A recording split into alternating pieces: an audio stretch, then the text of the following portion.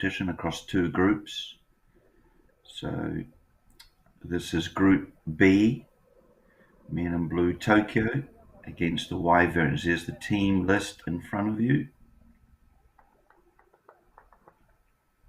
Just restating that Men in Blue won the toss, electing to field. It's pretty warm here in Sano. It's 22 degrees. It is overcast conditions, so perhaps a little assistance with the ball early on. Playing with a Newberry ball, which does like to move a little. First match for both these teams. As I say, the T20 format just got underway yesterday, and we saw two games, a morning game and an afternoon game. I'll update you on those later.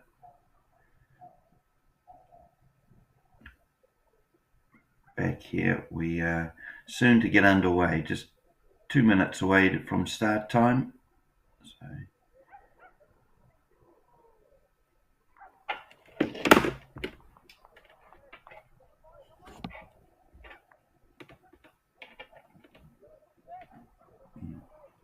we welcome our viewers from via fan code in the Indian subcontinent. You enjoy today's contest. So those watching on YouTube, please like and subscribe to the channel as well as other social media platforms Japan Cricket has. They're on X, Instagram, Facebook. Do like and subscribe so you get all of the T20 content. Japan recently just coming off the men's team in international series against Mongolia. Very easy victory, one-sided series really, 6-0 to Japan. The women have recently come off their Premier League, which was a T10 series, followed up by a T20 series. They had 10 international guests from around the world. So Japan certainly progressing from year to year, getting stronger and stronger. The men's Premier League, of course, had a professional player, Josh Brown. Anyway, here's the first ball of the day. Nagy's coming in, and it's Kano on strike.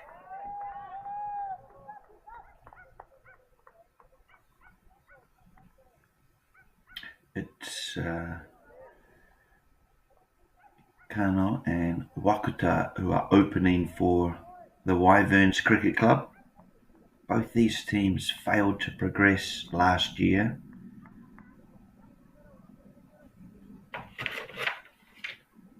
To the semi-finals or to the later stages of the tournament.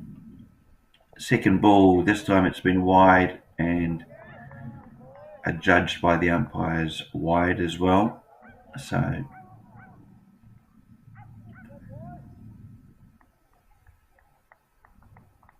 Kano, a very experienced player here in Japan, getting off the mark with his first ball. I think the team will have a score of around 150 plus in mind. This is another wide.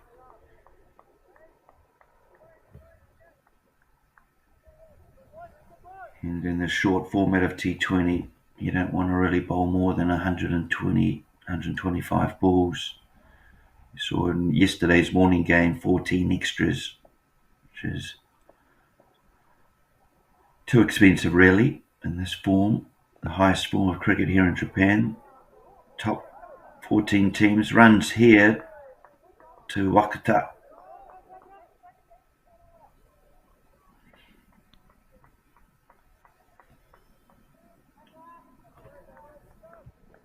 Praise from his teammates sitting under a tent just off the ground to the right of your camera. Can't say I know too much about Wakuta, perhaps a relatively new player. This one he goes a little bit fishing. In the end, I think there was some distance between bat and ball. The first slip seemed very interested, but a good delivery from Nagy. What team's going to take the opening momentum in this game? Using the pace to guide it down behind backward point is Wakuta. But well in control of the shot.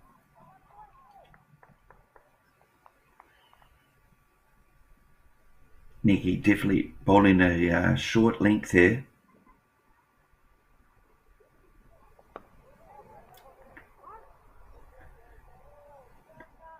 Bit of movement for him, even though he's not exactly bowling full.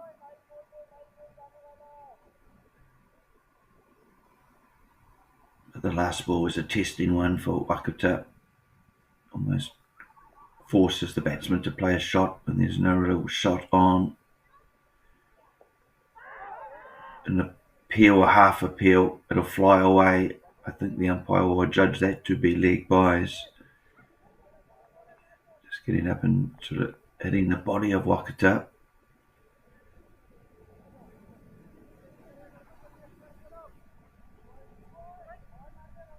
And the umpire just holding a long pose, making sure the scorer's got that signal now on the radio.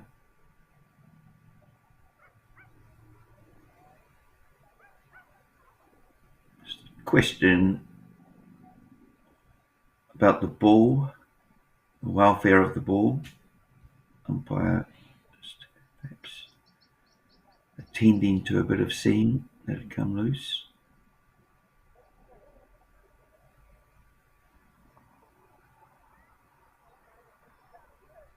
Men in blue, Tokyo winning the toss. I'd like them to field. They'll be aiming to restrict Wyverns to a score of under 150. Ideally for them, under 130, 120. We saw in the morning game yesterday, Tokyo Star Kings put on 116 in their first innings. Wasn't nearly enough against the Sano club. Knocked the total off within 13 overs, so it was pass score 150, 160. He's scoring over 170, 180. You'd be confident going into the innings break. Shed Honka, new bowler from the school end.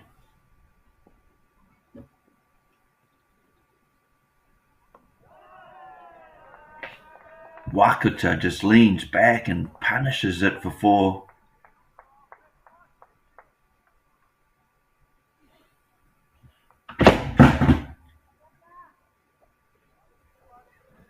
Just having a look on the replay here. Gets into position early and plays a wonderful shot.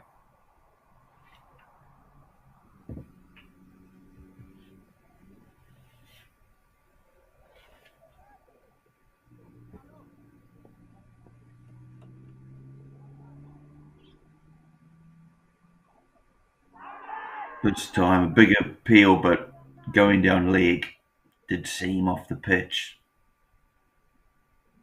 Bit of assistance on the artificial turf for the bowlers here. In the end, Wakata just getting cramped up on that. Looks to be strong on the onside, does Wakata. Sort of premeditative step across to the offside. Good to see a slip in here from Men in Blue. This is swinging into the batsman, however. Can he swing it both ways? Should Honka. Apart from the boundary, 4 dot balls. Last ball of the over. This time he just takes all the pace off it, but Wakata does well, just patiently waiting on it and then slapping it down straight for a couple of runs. Will bring up the end of the over. 12 off it. 2 down here at Sano Cricket Ground.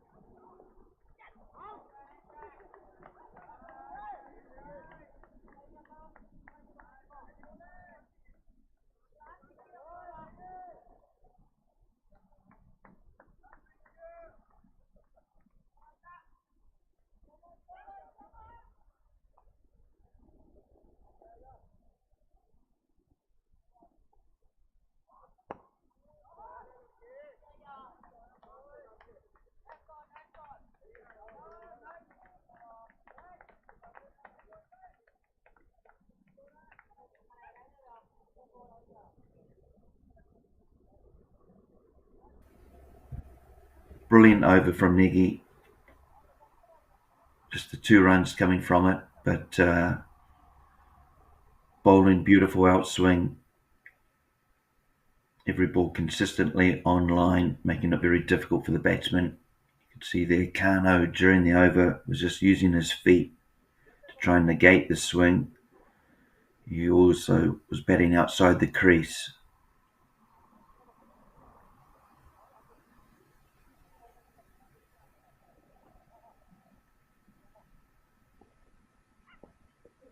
Wakuta back on strike.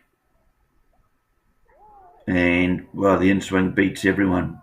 Batsman, stumps and keeper at a run away for 4 and 4 byes.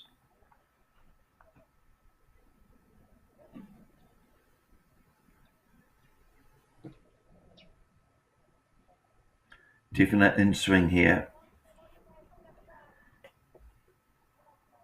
And Shirt Honka, well, if he can just start on that line but bowl a bit fuller, it's going to be tough to play again. Strain down leg, this time crashing into the batter's pads.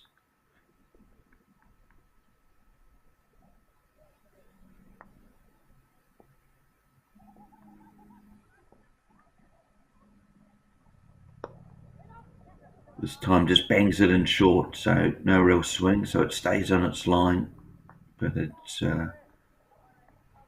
Wakuta's good enough just to bash it down to long on.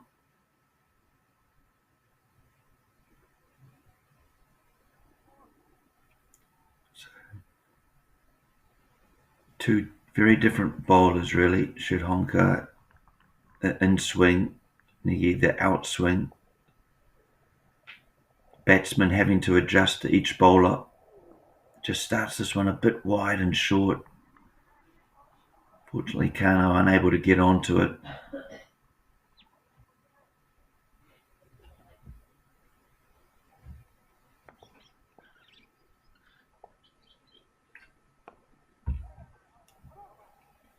Played well out to point on what was a pretty lethal ball and swinging Yorker length.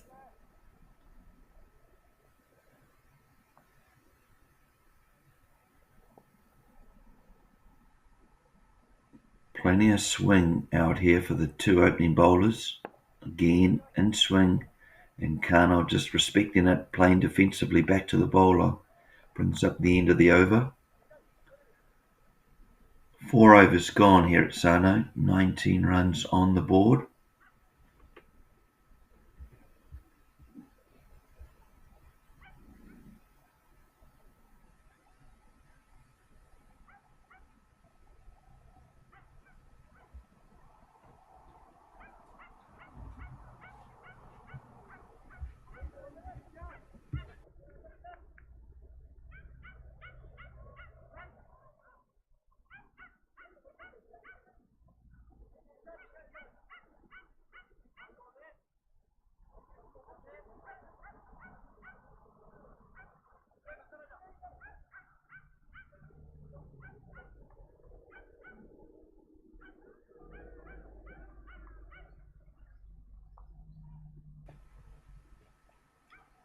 Manvi, the new bowler, and from the mountain end, bowling seam, and it's been clobbered by Wakuta.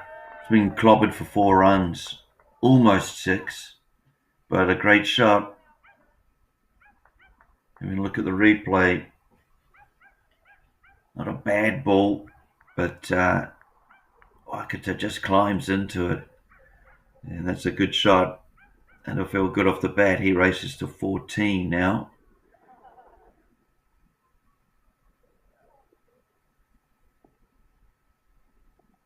Perhaps just a little short from Manvi. The line was good.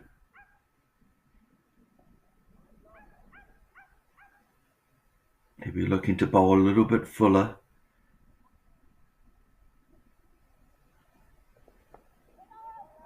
This time just played out to backward point from Wakuta.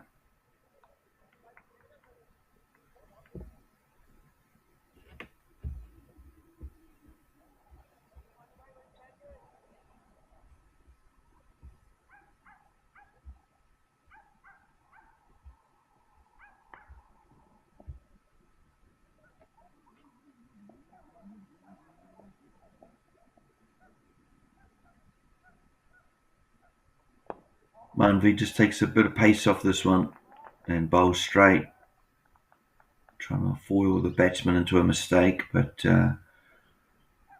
Wakata good enough just to play straight with a straight bat. It's good technique, here's Wakata. Batting alongside the ever-experienced Kano. His stance more open and he enjoys that onside, and there's an example. Beautiful shot. Rahil Kano here just helping the ball on its way. Straying down leg side, he just moves across and gets bat on it, but well executed. 4 runs. Wyverns going along nicely here. 2 boundaries in this over have helped, but the run rate now up to 6.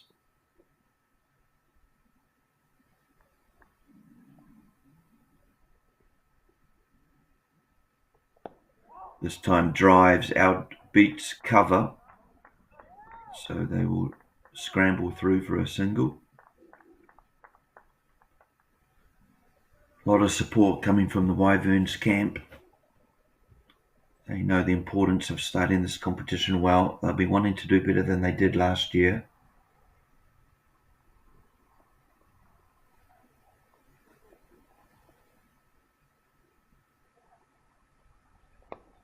Slashed out onto the onside. He'll have some work to do all mid-on. In the end, he backheels it. Lovely bit of football. But runs come as a result, as does the end of the over. 5 gone, 1 remaining in the power play. 32 runs on the board, so game pretty balanced, perhaps in Wyvern's favour in that they've yet to lose a wicket. These two are building a good foundation for some incoming lethal batsmen for Wyverns. They do have some batting power. Just looking at last year's competition, I stand corrected. Wyverns made the quarterfinals. It was their tournament finished. They were knocked out. Tokyo Falcons, of course, the defending champions. They beat the Titans in the final. But it was Falcons, Titans, KKR and the Rising Stars that were the top 4, the semi-finalists. I'm sure I put money on other teams to make that top 4 this year. Very fickle, the tournament T20. Any team perhaps in both groups are able to beat one another on their day.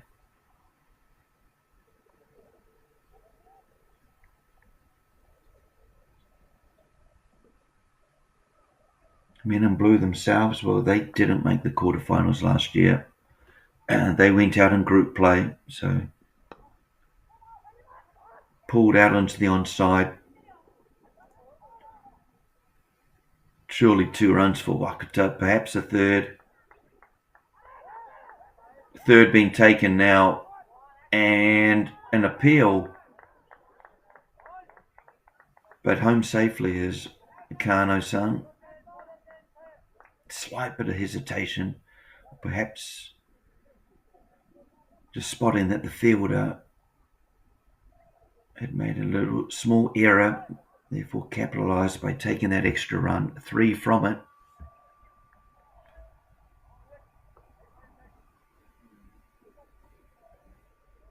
Wakata doing a good job for his team. 21 off 20 balls. He's made a great start. Kano gets an edge, goes to cut. Although cries of shot from his teammates, I don't know if he was in control of that. It was a big top edge. Sometimes rewarded when you play with firm hands. He was looking to hit through point. Perhaps. End result, 4 runs to Wyverns. Just 4 balls remain in the power play. Already 7 from the first 2, so they've started this over brilliantly.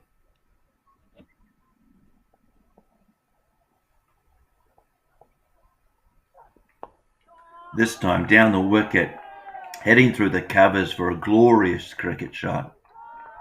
That you can applaud. Wyvern team. Lovely use of the feet. Recreated a firm, balanced foundation, and then just the arms through the ball. Lovely shot in front of point, but through that cover area for a lovely 4.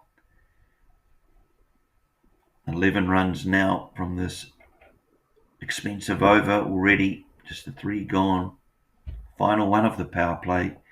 Kano and the Wyverns taking every advantage of it. A drop and run. Smart cricket. Just showing his experience is Raheel Kano. Consecutive boundaries and then just a drop and run. It's good cricket. Wyverns increasing that run rate up to just under 8 now.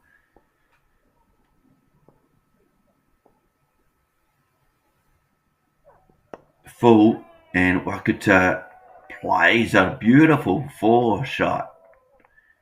Whacked through the mid-wicket region. But it's just all timing. In the end it was a full toss. But he just waited and picked the gap. That was the impressive thing. Picking the gap between mid-wicket, mid-on. Here he is again in action. This is a brilliant over for the Wyverns. He misses out that time. But the previous 3 boundaries have taken 16 from the over. Brilliant finish to the power play for the Wyverns. I think they take the honours in these first 6 overs. 48 on the board. Well, yeah, 8. Pretty standard in T20 cricket, but it's the no wickets column that perhaps has the momentum swinging their way early on in this match. You see the projected scores up there.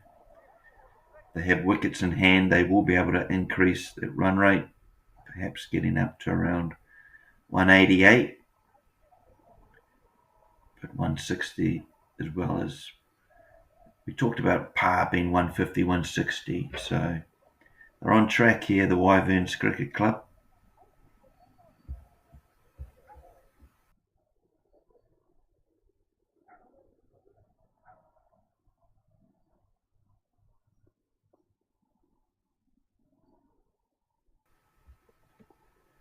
Manvi back for a second over.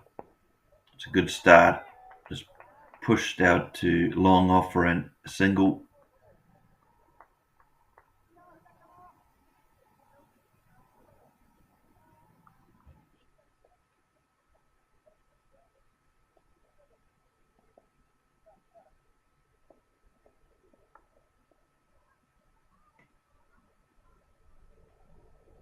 Just runs through the crease as the bowler. Just doesn't get into his rhythm that he had wanted to.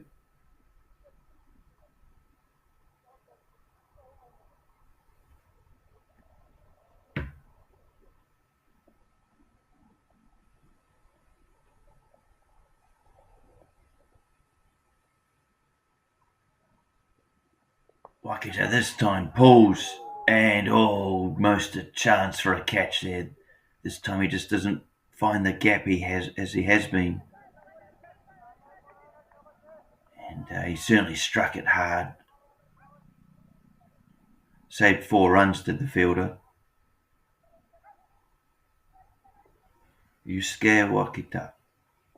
Doing a really good job here for his team. This time he goes over the fielder and over the boundary rope, 6 runs. Massive shot from Yusuke Wakuta. What a start he has here. Here's the replay. Yeah, just a nice extension of the arms and he threw. Not a bad line at all from Manvi, but just a clean connection from Wakuta. Partnership almost at 50 now. Well, it is at 50. It's 55. That's on your screen there. It was just the runs, but we've had some extras as well. Really smart cricket here from Wakuta, just playing a single now after the big six. These two have rotated the strike nicely, often picking up a single after a boundary shot. 56 on the board. It's a really good start here for the Wyverns Cricket Club. Men in blue will certainly want to break this partnership. Either batsman, it doesn't matter. They just need to get a bit of momentum back. At the moment, they're losing control of this game. Wicket, brilliant piece of fielding. What can they do to bring the ebb and flow back? Nice. Comes down the wicket. Chance for a run out. Good work in the field, but home safely. It was good backing up from Wakuta. But a sharp piece of cricket in the field and from the keeper.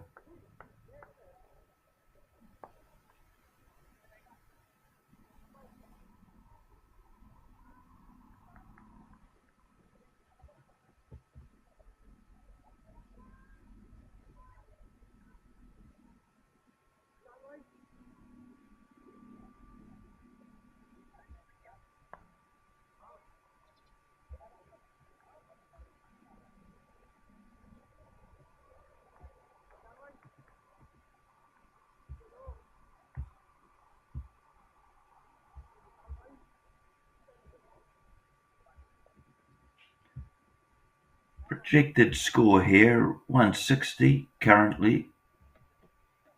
Of course, if they have wickets in hand, maybe a lot higher than that. They do have some power hitters to come in. Nana Yakara, Kimura-san, they can both hit a long ball. Miyauchi also to come in. So Wyverns sitting really nicely at the moment. No wickets down, 57 on the board. 13 overs to play with. Can they push the score up to 180, 200? Driven back to the bowler, slight misfield. And a good call from Kano to come through for a single.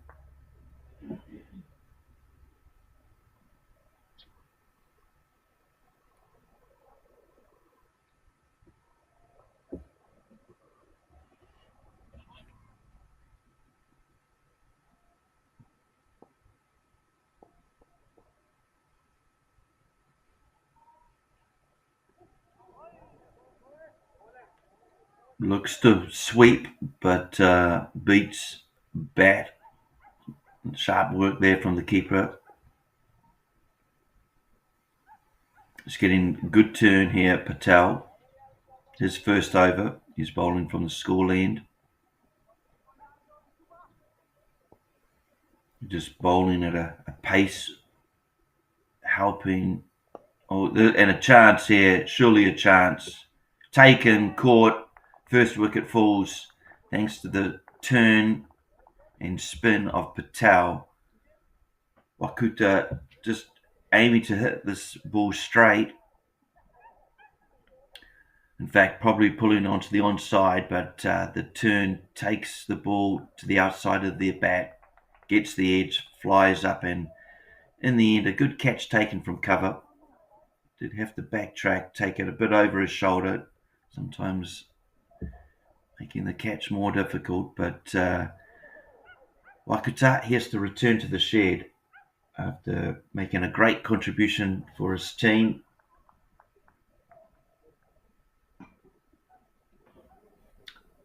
You scare Wakuta, he made 32 runs, just of 28 balls. Just trying to look into a little bit of his history and play here in Japan. He has played over 100 matches. So plenty of experience from him. His average just under 20 runs, so he's done better than that today. But more importantly, he's had a great 50 partnership with Rahil Kano. Both players have got the team into a good position.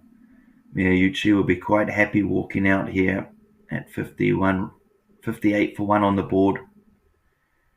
He also has a bit of time just to get adjusted to the wicket.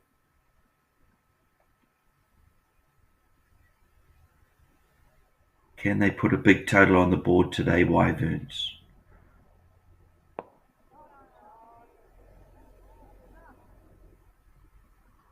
Patel, left arm orthodox spin. Getting some good turn off the wicket. Artificial turf today.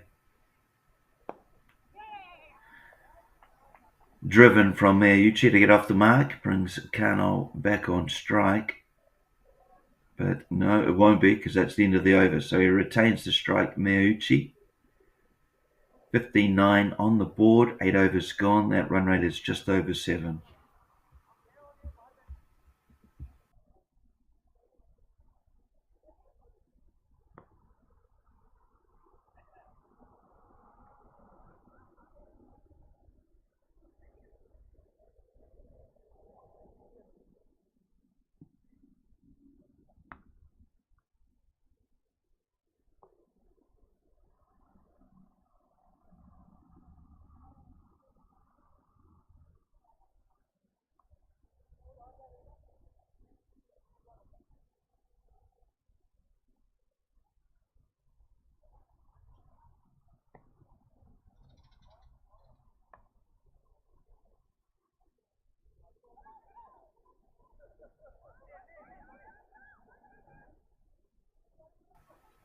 Singh into the attack for the men in blue.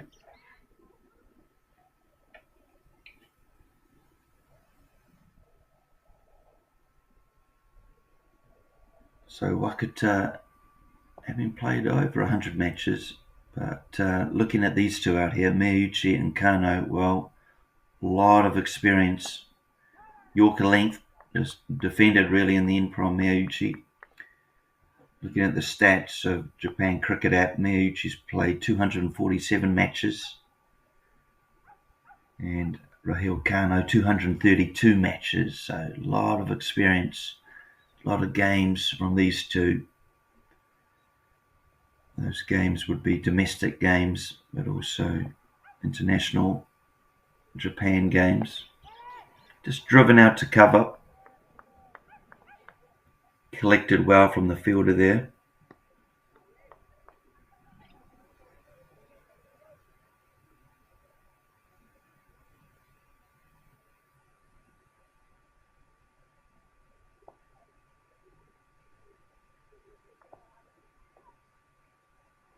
Singh attacking the stumps with his line, and Miyauchi just drops and runs really, but good communication with Kano.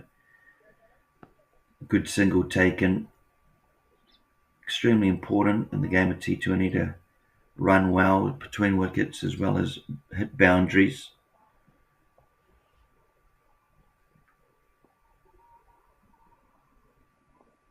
Rahul Kano with his very open stance on strike.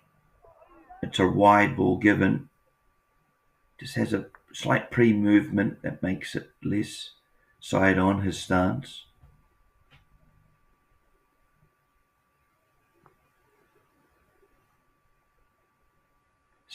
Starts very quite open, but you see just before the release of the ball, a slight pre-movement, making it a little more square. Cuts and put down. Would have been a great catch had it been held. In the end, I think the fielder did well to save the 4. Perhaps the bowler thinks the wicket would have perhaps been even better. Kano winning it hard. Cut. Backward point. Just behind. Yeah, just backward point. Stuck out a mitt. Didn't stick.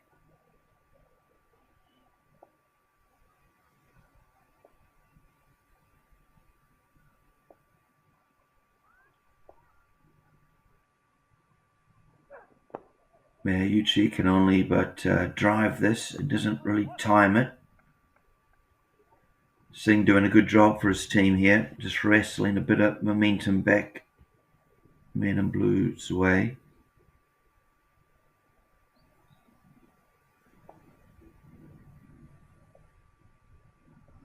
Just the 3 runs so far from this over. Final ball, how does he finish it? It's a short one. Miyuchi looks to cut. 62 for 1. 9 overs gone.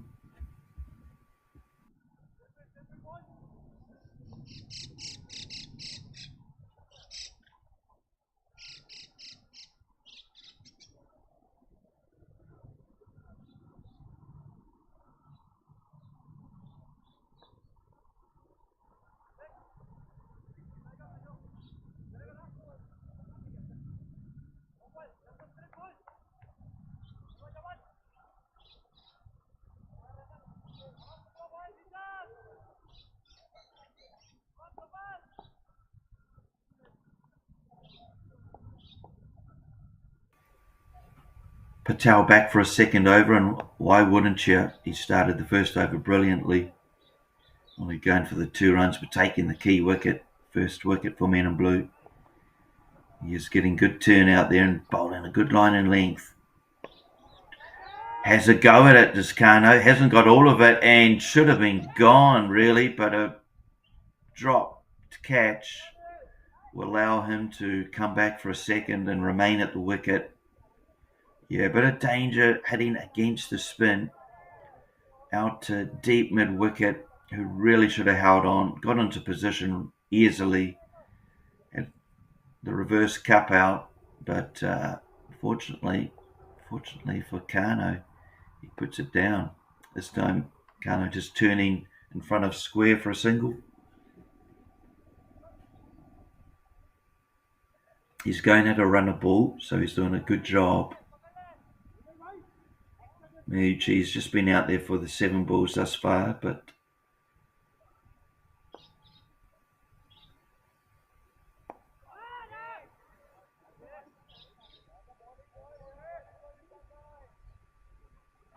they want to keep the momentum of sort of that 7, 8 runs and over going. Cut late. Cover will come round. Deep cover. Perhaps more in a sweeping position, a bit more square.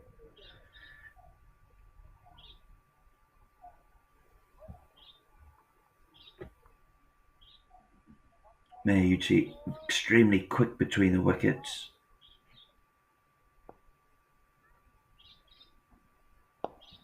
Played out to long on. Perhaps looking for a second. It'll be Kano's choice, and in the end he says no. Probably a good decision. Kano was coming to the danger end, so rightfully turned that run down. Halfway through this innings for the Wyverns. Currently they're looking at a projected score of just below 140, but if they continue on this current run rate, well, with 9 wickets in the shed, I'm sure they'll look to go a lot harder than that. At least around 8 and over, if not 9 and over, so they'll be aiming for 150. Perhaps they can get 160 if Shogo Kimura can come off and put a few over the mid-wicket region for 6. Also, Nana Yakara, well, he can hit a long ball. I've seen him blast away at a strike rate of 200, 300 before, so plenty of batting power to come. We see it just here now with Miyuchi. 4 runs. Great shot. Hit it off the back foot. Here's the replay. Singh again short. Miyuchi climbing into it and making good contact. Bouncing wide of mid-wicket there. Picked the gap well. And that'll certainly feel good for Miyuchi. He hit that fair out of the screws.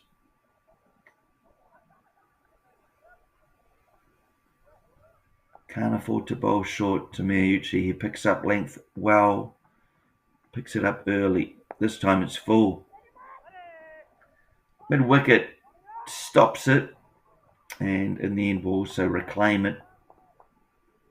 Great running from the Wyvern batsman, picking up 2 runs there.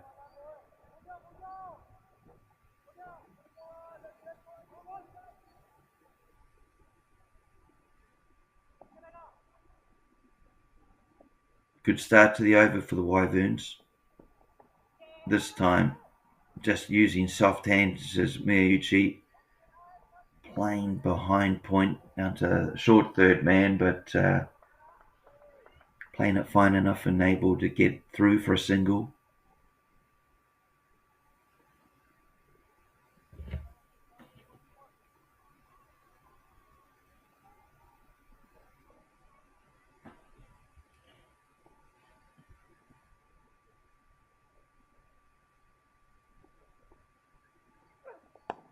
Hit straight, hit long, hit for 4 runs. Raheel Kano, lovely controlled shot. You'll see here on the replay, he's just cleared the front leg and just punished the ball out towards mid-off. Lovely 4. And this is turning into a really good over here, Wyverns. 11 off it already. 2 to come. Uses his feet this time, Toscano. And he's going to drag that for another 4 runs. Good shot. Raheel Kano. This is some good form. Using his feet to advance down the wicket before finding a solid base and just dragging the ball just wide of mid-on. Too much for mid-wicket to get round and stop it. 3 boundary 4s in this over.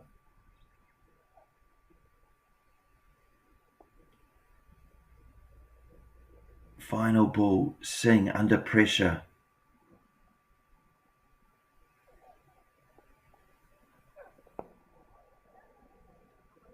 Thought, never looked like taking a single there. His mid-on been in a short position. End of the over, an expensive one for the men in blue. 83 for 1, 11 overs gone. And Miyuchi and Kano, well, they just are continuing from the previous partnership. Kano and Wakuta, just continuing to build another good partnership here.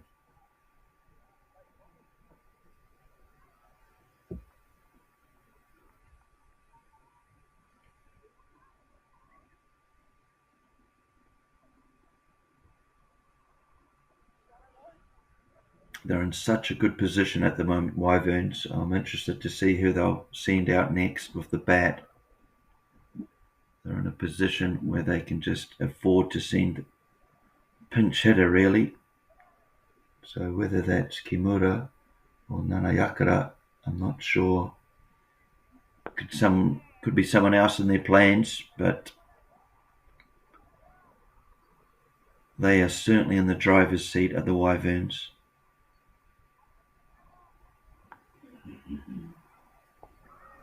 Patel doing probably the best job of the bowlers for men in blue. He has taken the sole wicket, but he's also beaten the bat a couple of times.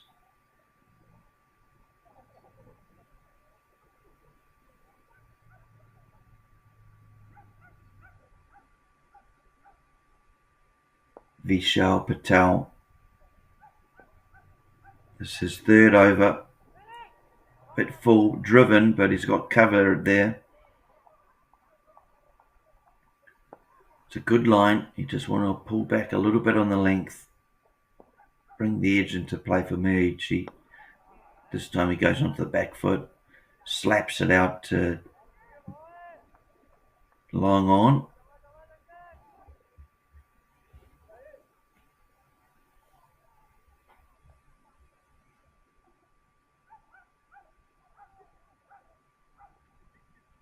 Men in Blue Tokyo, they need a breakthrough here. Goes onto the back foot, takes a shy, but in the end, no run taken from the Wyvern batsman. Another dot, just a 3 off this over with 1 remaining. Again, Patel's bowled well. How does he finish here? He pushes it through a lot quicker. Brilliant piece of fielding off his own bowling.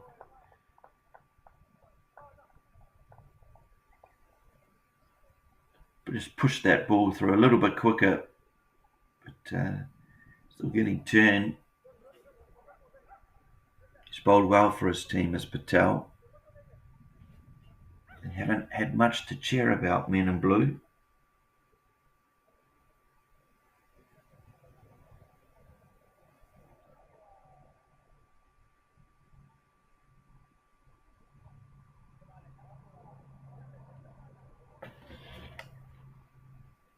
They've used the 5 bowlers thus far.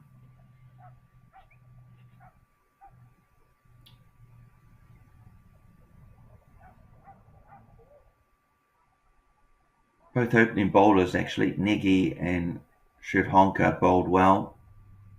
Both of them using swing to great effect, in swing and out swing. Probably be left for the death overs, I imagine.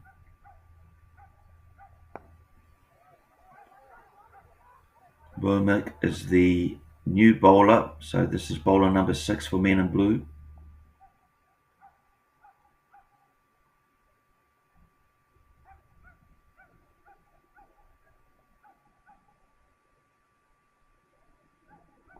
Number 23 for the Men in Blue. Some lovely leg spin. So it's a bit short, so Kano able to go into the back foot and just turn it onto the onside for a couple. Again, great running from Wyverns. Just a clap of the hands from Miyauchi to his partner.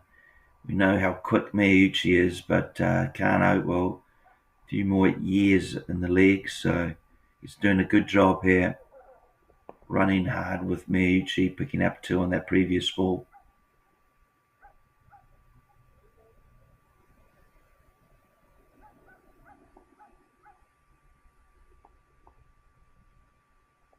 Just waits for it, Kano.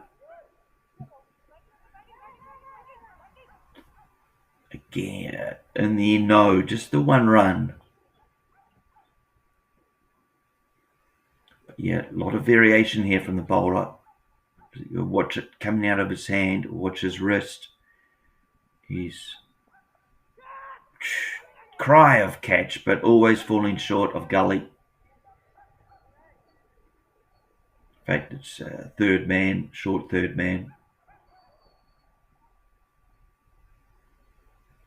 Backward point also out there, just off your camera. Pushes this one through a lot quicker, does the bowler. Play it out to long off for another single. No boundaries quickly through the over. And just the 6 runs coming from it. Good one for MIB. They just need to restrict as many boundaries as they can going into these last 7 overs. It's going to be easily said than done. Wyverns have some power hitters to come in, but Kano and Miyauchi, both of them can find the boundary just as easily. They're the set batsmen. Kano now having faced 32 deliveries. So really good launching pad here for Wyverns. Can they get the score up to sort of 160, 170?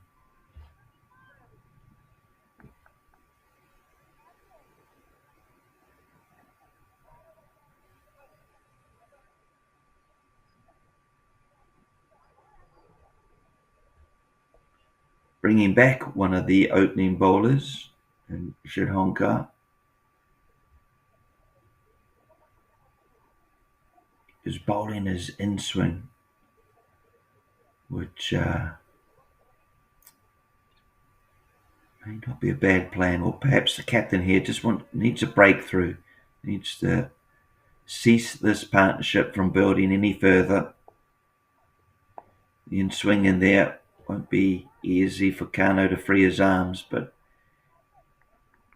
manages to do so and get it out to deep backward point. Just wonder if Miyauchi will look to move his body out to the offside to open up the onside and just almost hit with the swing or hit to his power areas mid-wicket. He does, he's sort of creeping across the offside or also down the wicket, but just a straight ball from the bowler. Good dot from him. Notice the movement from Miyauchi. This time he's actually using leg cutters, so bowler perhaps good awareness here of what Miyauchi is aiming to do, so rather than bowl his natural in-swing, just bowled a leg cutter.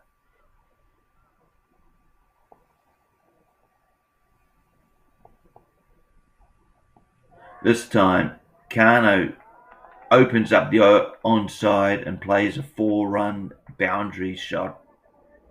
Moves well out onto the offside and just able to pick up the pace of the ball and help it's on its way.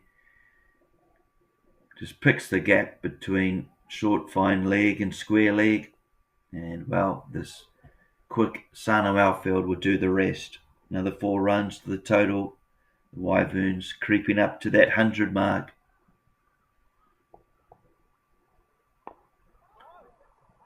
Smacked, but just straight back to the bowler. Kano now up to 41 runs. Just coming off 35 balls. Doing a brilliant job for his team. Reaches, plays with soft hands out to point. Calls no early. Doing all the basics right is Rahul Kano. His partnership with Miyauchi really setting a good launch pad for the final. What have we got? 6 overs left in the innings. Bit of an injury break. We'll be back in sort of 30 seconds to 1 minute.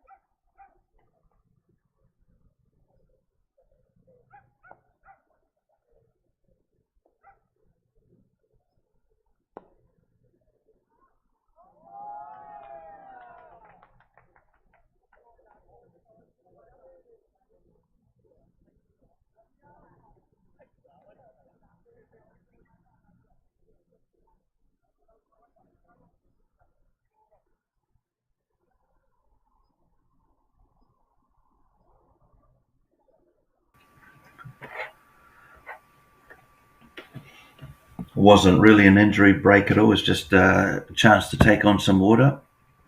Rahul Kano's been out there since ball 1. 55 minutes. So fair enough, and rehydrating. Off the back foot, Miyauchi pulls out to deep mid-wicket.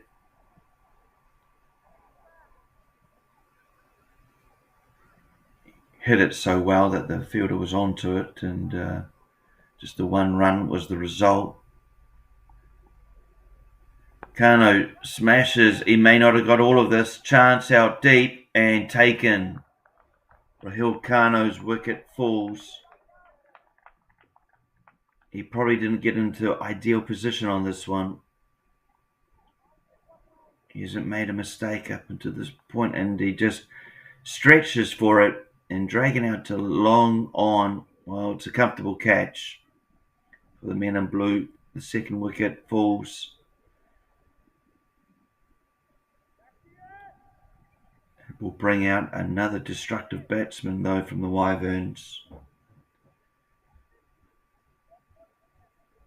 They're in a position with just over 5 overs remaining. They can just continue to keep the foot down. Attack, attack, attack. The 100 runs are up inside 15 overs.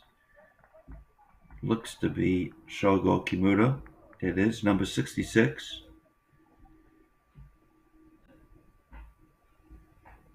And, Milky's been mixing it up a bit, but with leg spin, well, that would suit Shogo Kimura just fine.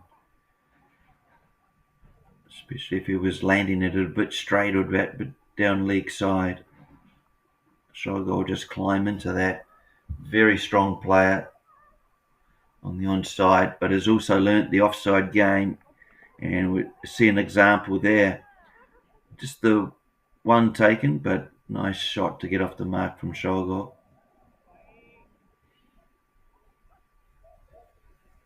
He's certainly applied himself to the game of cricket.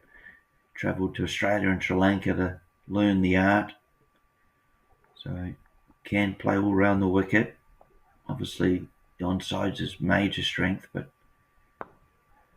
this time Miyuchi drags it across to long on. Men in blue will know how destructive Kimura-san can be.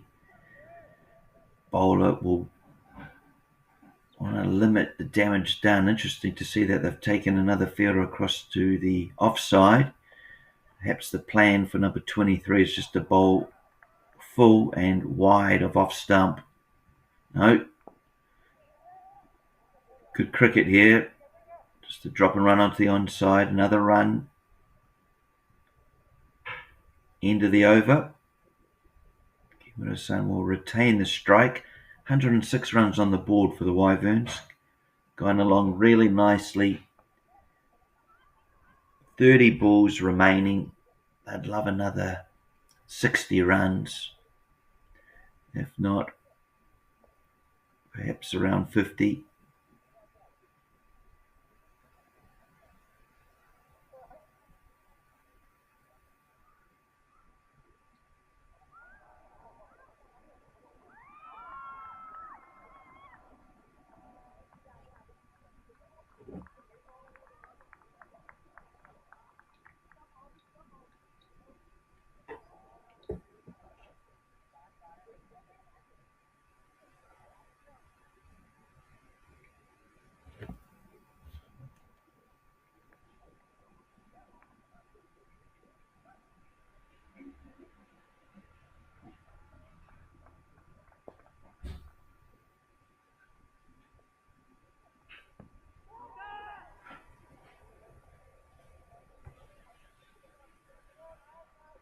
Leg by given. So 106 for 2, 5 overs remain. Will we see some fireworks from these Wyvern batsmen? They'll be looking to capitalise on a really good start made by way of Kano and Wakuta. Both of them did a really good job at 1 and 2. It's been now left 3 and 4 here. Miyuchi plays out to cover. No ball. And to the surprise of the bowler, no ball. So a free hit about to come up. No ball perhaps on the number of fielders allowed in the field. That would have been the mistake. Just looking around the field now.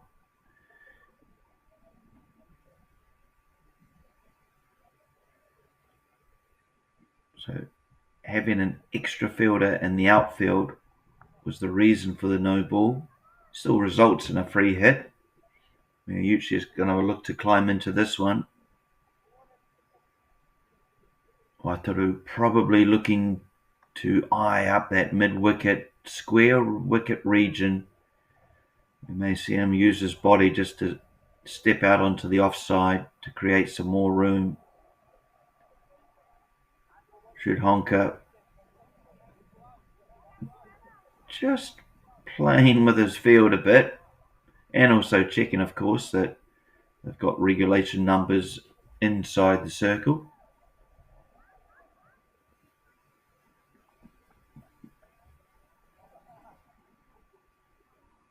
Miyuchi just wants to get underway.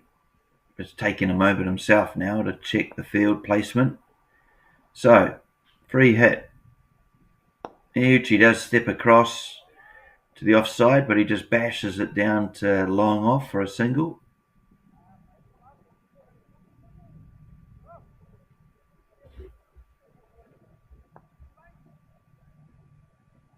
Of course, the right-hand, left-hand partnership here, so it's taking a bit of time.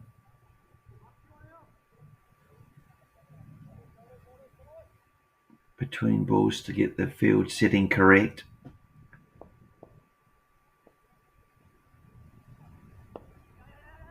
Pushes it through quickly, does the bowler, and Kimura, well, he just plugs it onto the onside.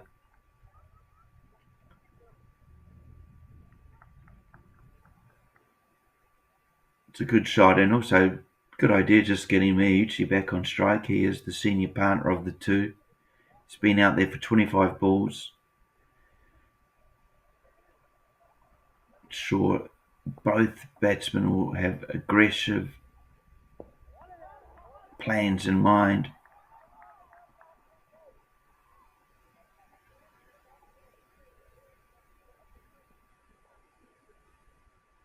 He's done a good job this over so far, as should Honka. Both batsmen will be looking to get after him, but he's yet to concede a boundary.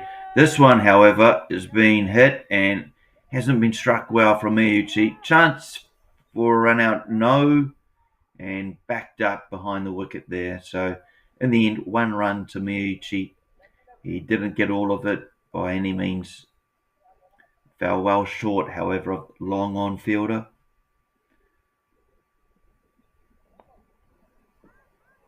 Final ball of the over. Can Kimura-san get a hold of this one just to boost that run rate? They're looking around 140 at this stage. It's bowled down leg. He's going to have to bowl that one again. Most definitely bowling a bit quicker to Kimura.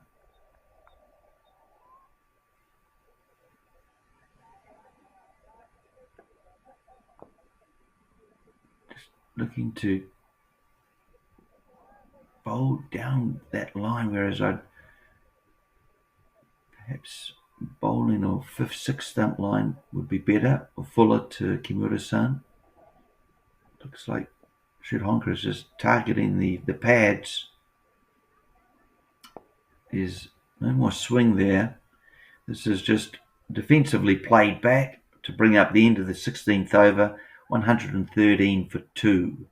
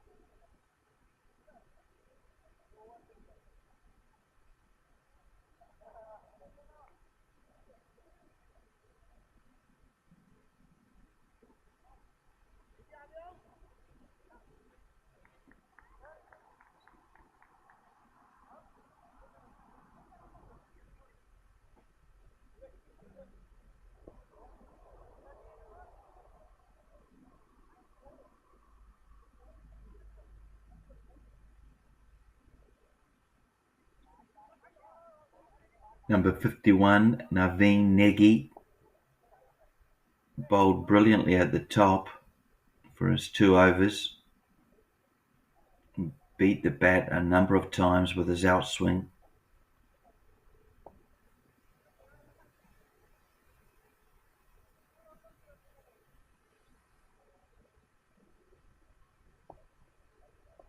And from the mountain end as Negi comes in, starts short and climbed into it to Miyuchi for a wonderful 4. Brilliant shot.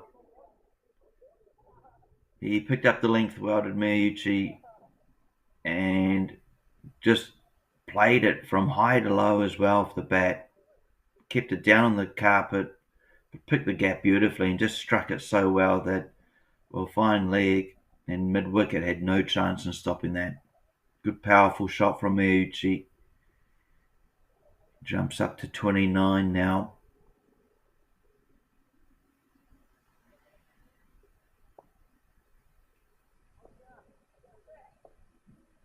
Negi looking for a comeback ball, just sort of rolls the fingers across it, takes the pace off it, but beautifully played. Perhaps a lack of effort there from the deep fielder, but take nothing away from the shot. He played for this, did Miyuchi.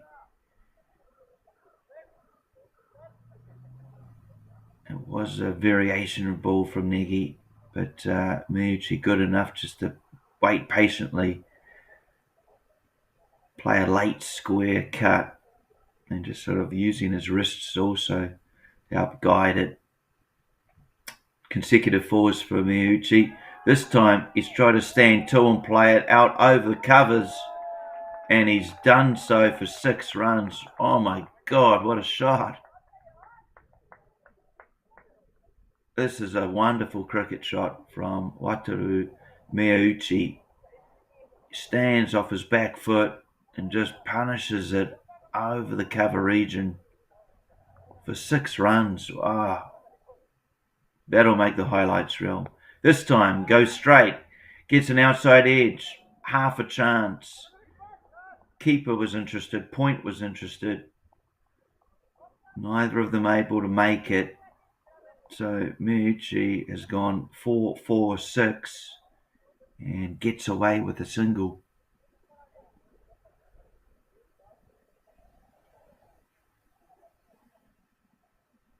No, you can forgive him for that missed shot after those previous 3 boundaries.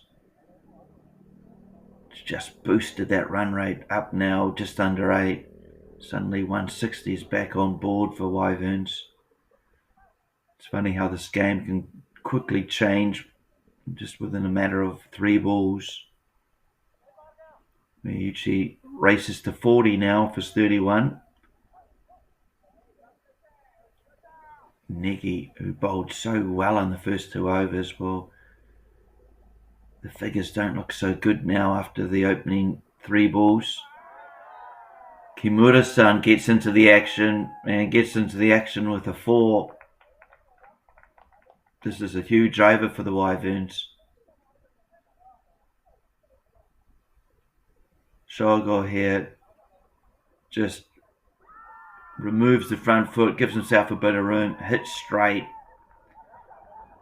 and smacks it straight for 4. On strike again.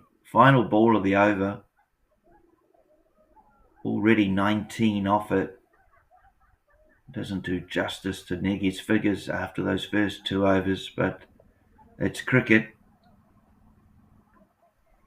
Final ball. An over of fireworks, this one. And misses out. They'll run a by. Short ball from Negi. Strikes Kimura on the shoulder. He's okay. He's just turning down any first aid from the tent. But well called through from Miyuchi. Picking up the bye. 3 overs remain, 133 runs on the board.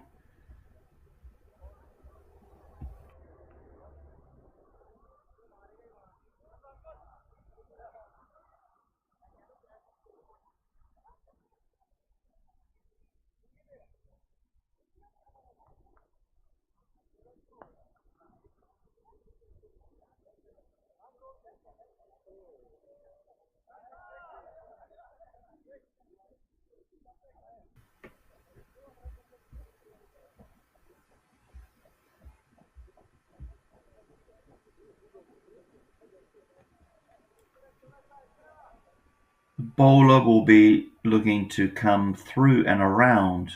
I think he's indicated to the umpire. Yeah, through and around. It's Bomick.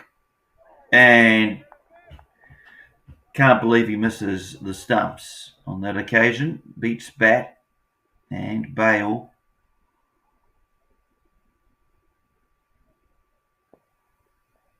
Good line to Kimura, who comes down the wicket, tries to pull onto the onside, and it'll go for 4 runs. The long on there, wider, quite a wide position. Kimura looking to hit perhaps more mid-wicket region, but ball staying straight up. Anyway, the result is 4 runs. They will keep going, these two batsmen. Full aggression mode at the moment. Well played from Kimura. He's played that for 4 runs. Lovely cut shot. Squeezed it out. We'll get a replay on this one.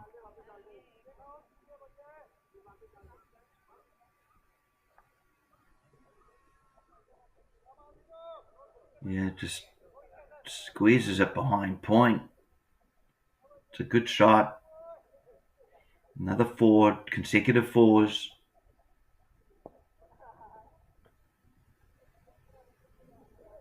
This time just leaves alone. It's a good delivery from the bowler. It's probably a good place to bowl to Kimura-san.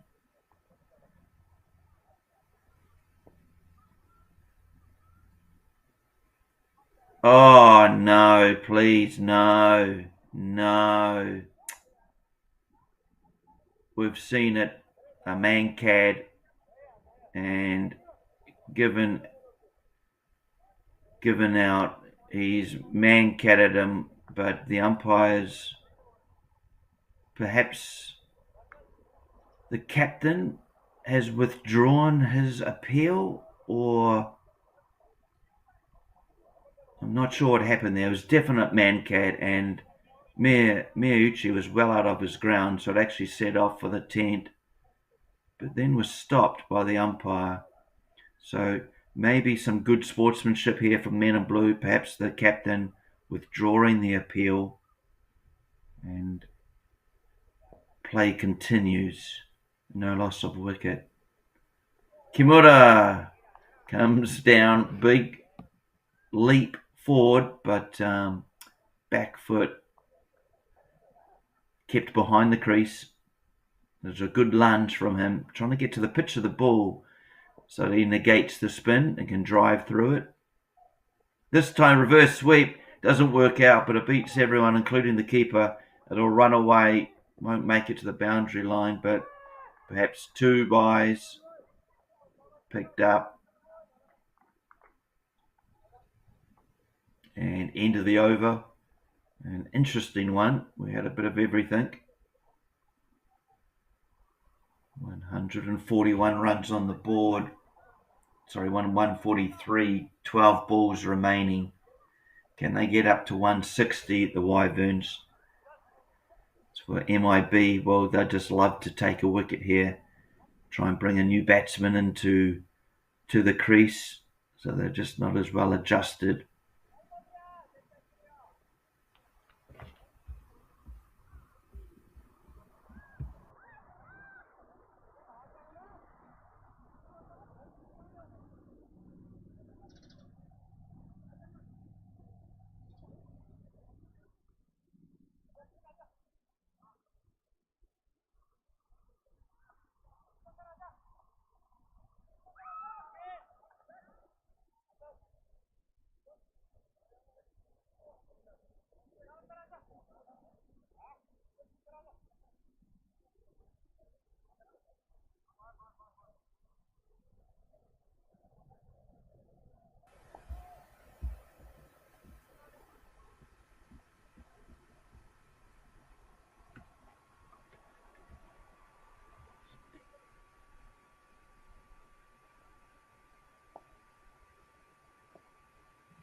"12 balls remain.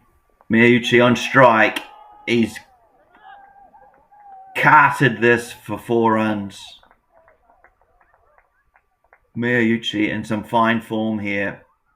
He's just got such great hand-eye. Picks up the length of the ball early. and just, quite wristy with the hands, just flicks through it, quick, fast hands, but a good connection as well. Lovely force shot. He's played some doozies today, has Miyauchi. 44, he deserves a 50. Can he get there?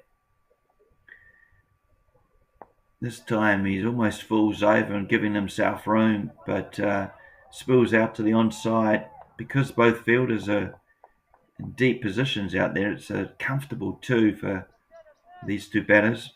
Kimura-san, Miyauchi, extremely quick between the wickets.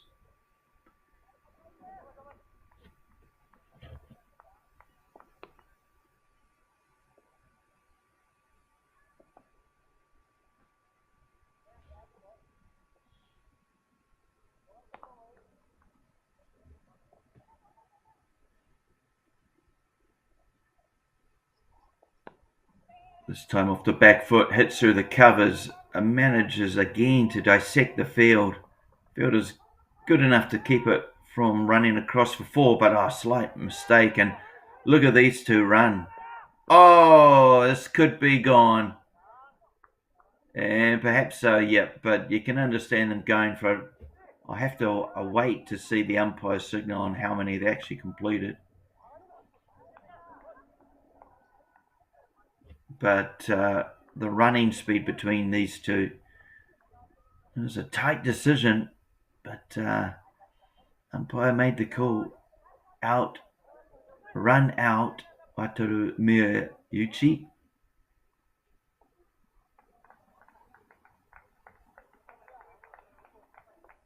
He played a valuable role in continuing the good momentum set by Kano and Wakuta.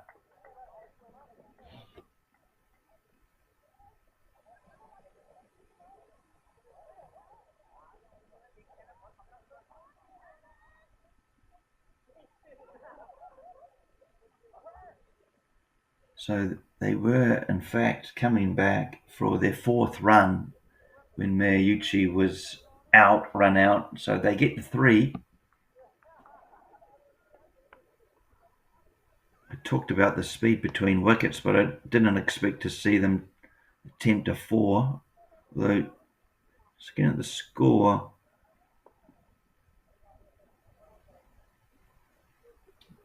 wicket was the 3rd ball, so I think you'll see a 3 appear on your screen. Anyway, back live.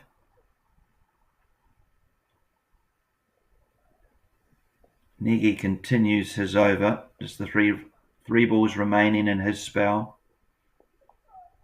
Just turned around the corner. Hook shot, really. And 1 run taken. It looks to be Nana Yakara, the new batter.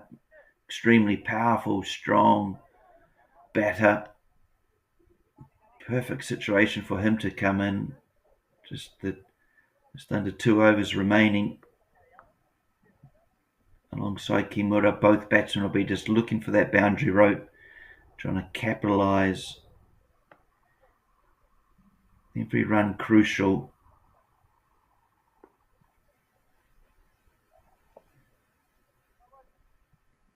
Kimura on strike and goes to drive through the covers, gets an edge, and it'll run away for 4 runs. Doesn't matter how they come. Another 4 for the Wyverns.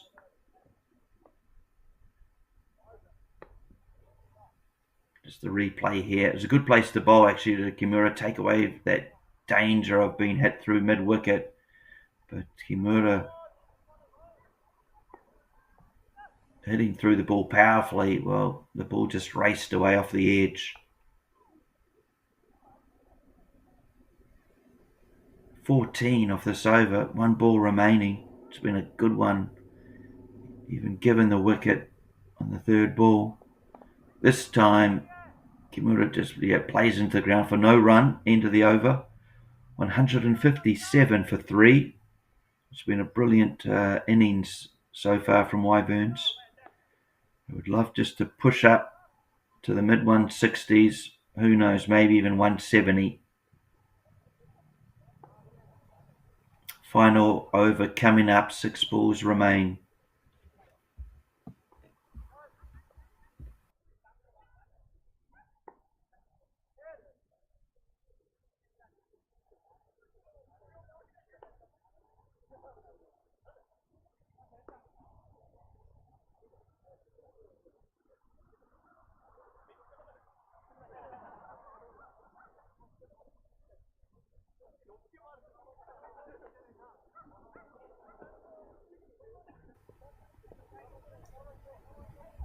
Vishal Patel being given the job to bowl the 20th over, the death over, and it's been driven through the covers and 2 runs taken as a result.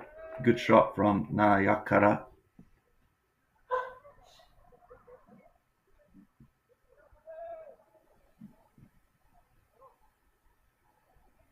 Patel will not want to let Nanayakara get under the ball. He'll probably just dart them in a good length, so he's not able to hit through the ball and loft it over that inner circle. As I say, incredibly powerful player. Can hit a long ball. Patel, it's important he hits his mark. Lobs up almost a full toss, but it just dies in the end, so in the end it falls on Yorker type length. But Patel, you won't want to give it too much flight.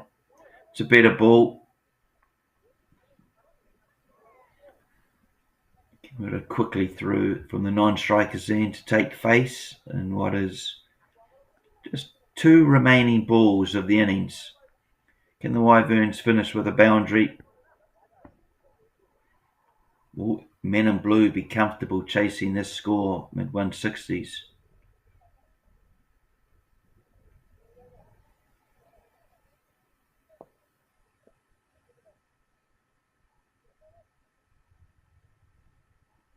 Kimura cuts, and he cuts beautifully. Great shot.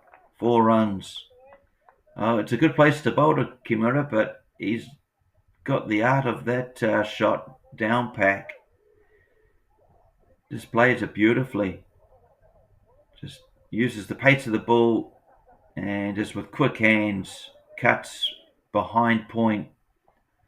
It's another boundary for the Wyverns. It's now 164. Final ball of the innings. Shogo Kimura on strike. Have played it well, have the Wyverns.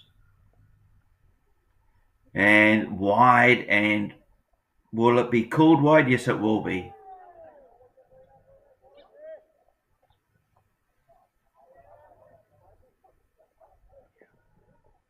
Patel, final ball of the innings, and it's been punished by Kimura out to long on. Bit of a misfield. They will come back for a second, and cheekily looking for a third. No, not given. So that will bring the end of the innings for the Wyverns. They were sent into bat. They lost the toss, sent into bat, and put 167 on the board.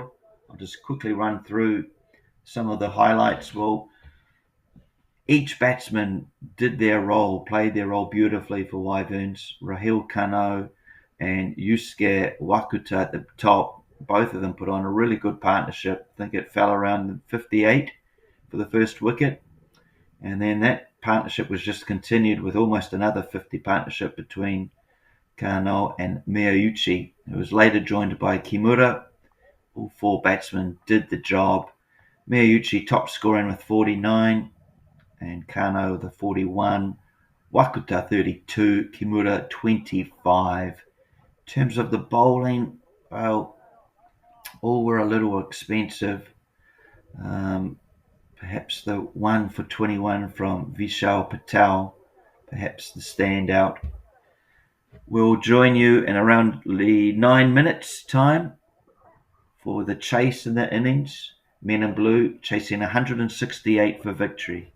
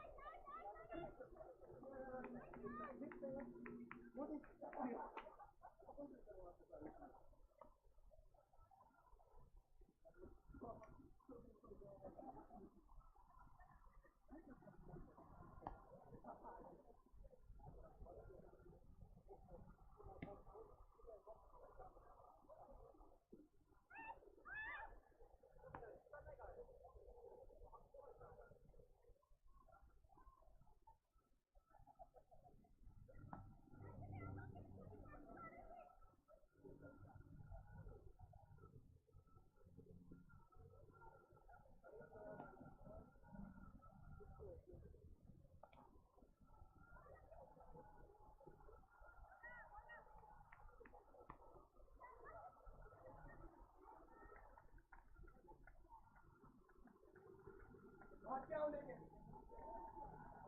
क्या दे दो भाग के आ जाओ 2 minute रह गए भाग के आ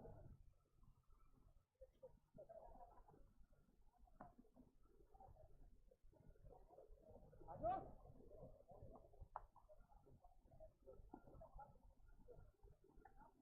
आ जाओ भाई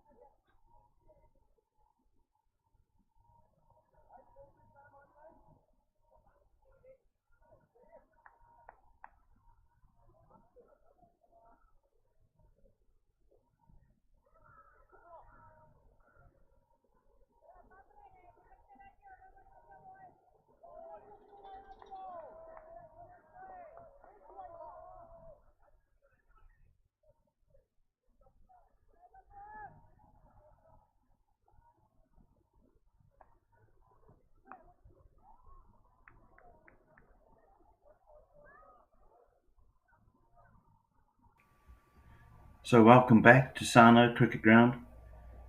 Match here between MIB, Men in Blue Tokyo versus the Wyverns. Wyverns lost the toss, batted first, made 167. The chase on here is the first ball.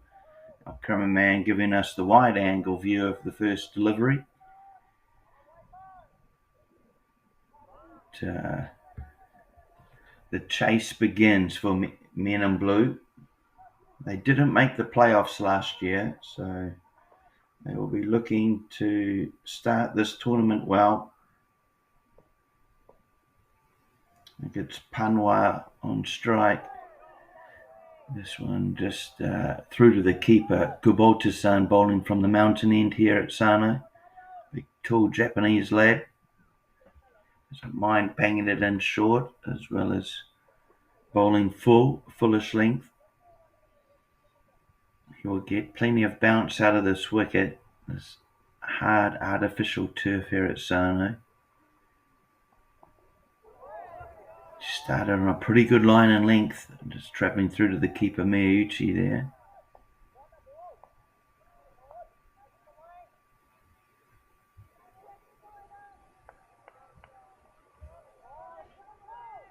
I think it's Ankit Panwa on strike and Sarav Balmuk,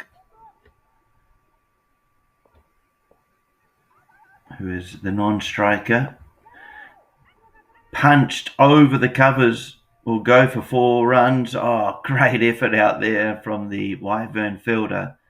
Looked to be Shogo Kimura racing round, trying to save that, but mere millimetres, the ball passes the boundary line. 4 runs in the first over for the MIB chase.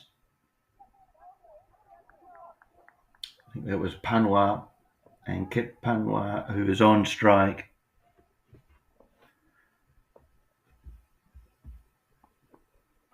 This time being ruled wide from Kubota, just strained down leg side.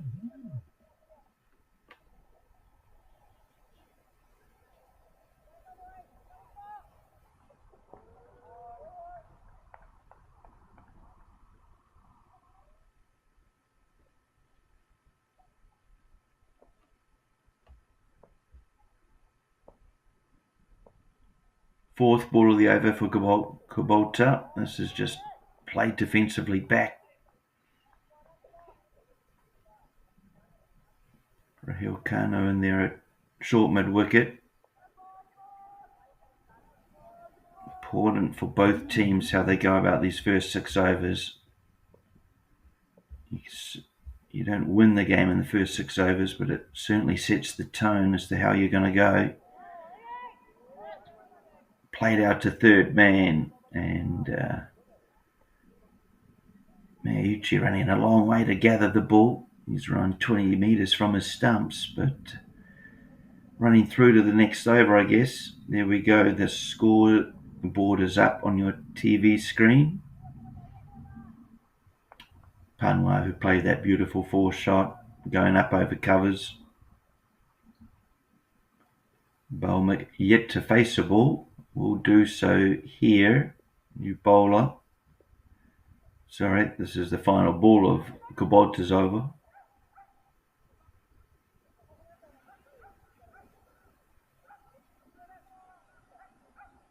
So 7 runs, first over down.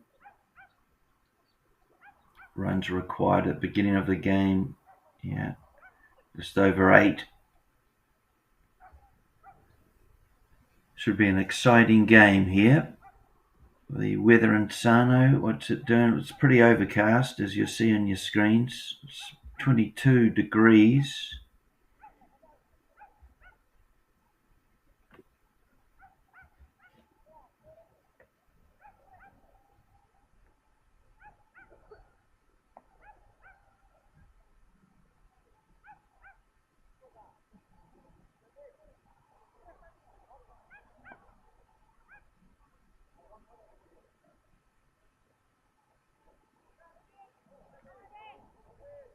Ebisui is the change of bowler from the school end here at Sano.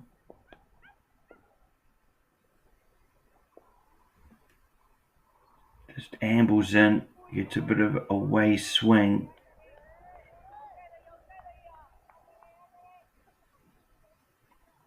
Kakeru Ebisui.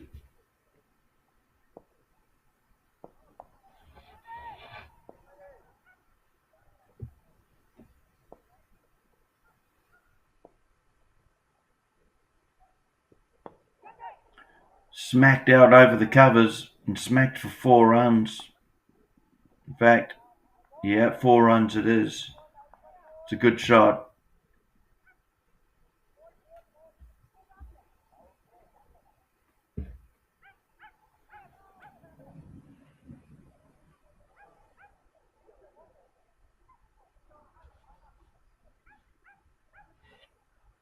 Panwa, we've already seen, he enjoys hitting over that cover region, going up and over the inner circle fielders.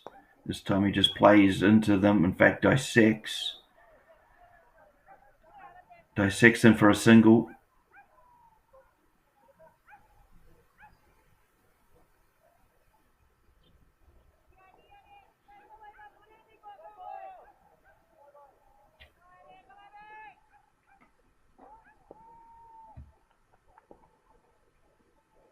Ebisui's played about 99 matches in domestic cricket for Japan. Most of his games at Wyverns, and before that in Gunma. Just getting his radar right here. Just didn't come out of the hand as well as he would have liked.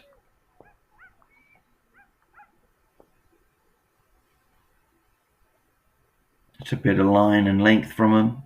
And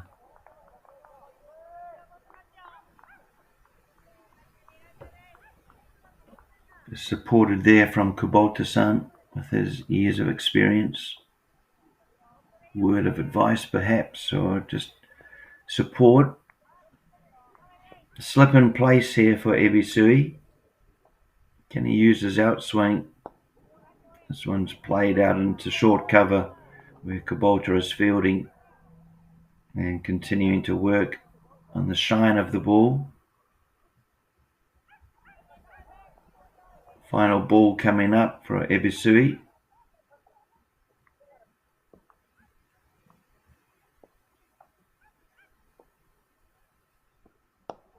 And again, just played out to mid-off for no run.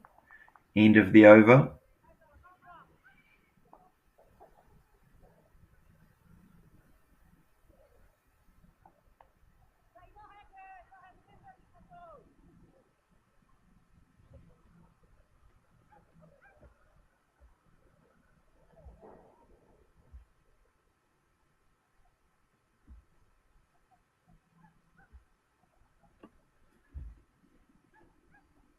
So both these teams playing their first match in the T20 tournament this year.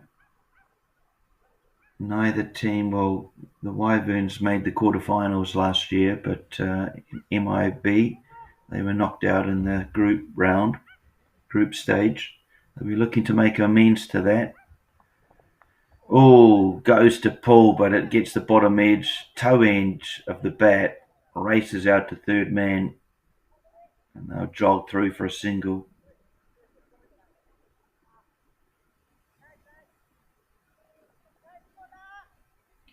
both teams in Group B of the tournament. There are 7 teams in both Group A, Group B, and the top 4 from each group go through to the quarterfinal stage, held in around August here in Japan. August being the most extreme month of the year for heat, can often get up to 35, 37 degrees here in Sano, so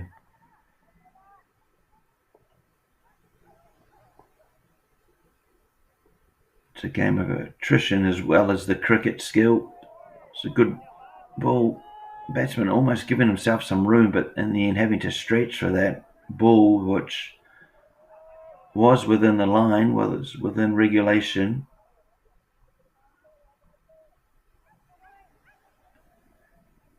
You see there that close offside field, point through to the covers and mid-off. He's looking to bowl that line. Played behind point, third man is cover out there, so bowling to a plan here is Kubota.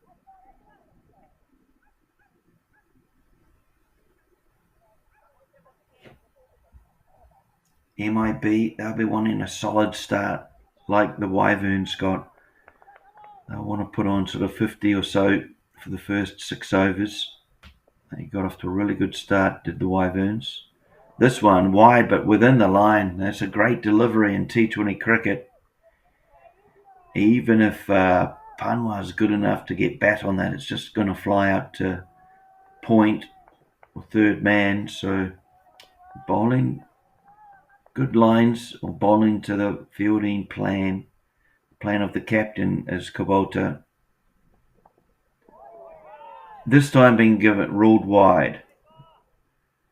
So a game of mere millimetres.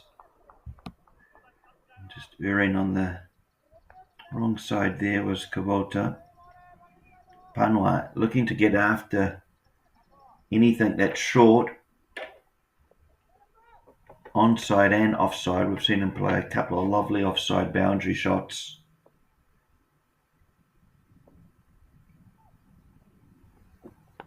And again, he goes over covers, and he'll go over the covers for 4 runs, even though it's a valiant effort in the field. It was Yusuke Wakuta throwing his body onto the ground there, but just struck well enough from Panwa.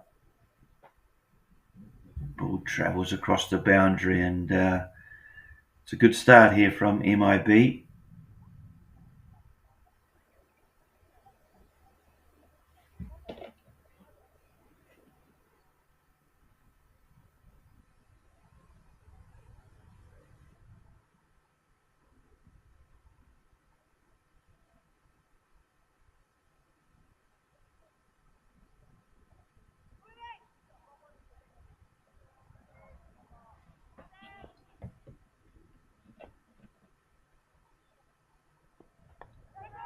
Edgy and flies away for 4 runs, the 4th boundary of their MIB innings.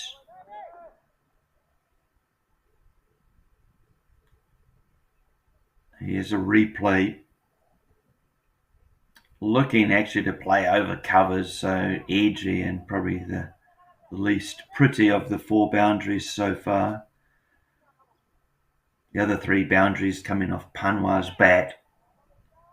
Playing some beautiful shots over the cover region. Ibisui under pressure from the first ball. It's gone for 4 this time. Played for off the back foot. And the batsman, 4 runs. All credit to Bowmilk. He played for this shot. He went onto the back foot, looking to perhaps hit over or behind point. See the replay here. Just trying to slash over point region, but same result as what he wanted. 4 runs in that area. Ebisui under real pressure here. Good to see he's getting some Kubota sons just talking to him, helping him through this stage. Oh, top edgy, but it won't run away. Third man gets round to cover that. Batsman just moved well out onto the offside to attempt the ramp. The ball was a lot straighter, it was aimed at the body, so in the end getting a little tangled up, getting bat onto it and clearing the keeper well enough, but not well timed, hence just the 1 run resulting.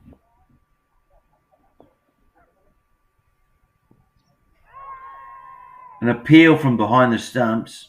Ibisui beats the bat with a bit of movement. The appeal was actually for the stumping from Miyauchi, but not given.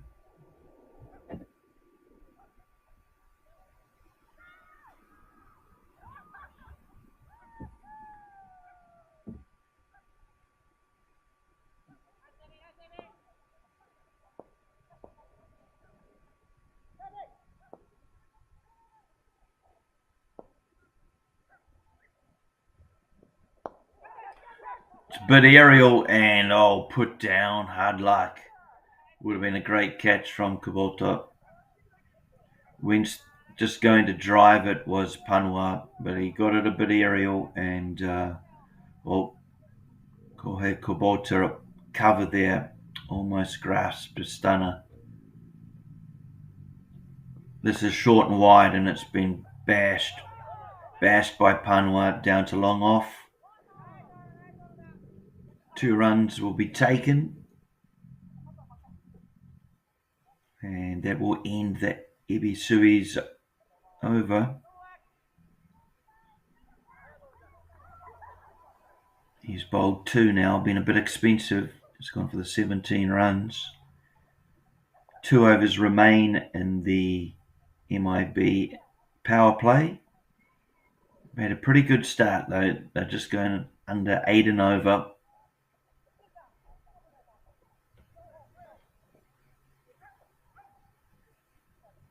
Just wonder about the depth of the Wyverns bowling stocks, whether they'll choose to target a couple of bowlers or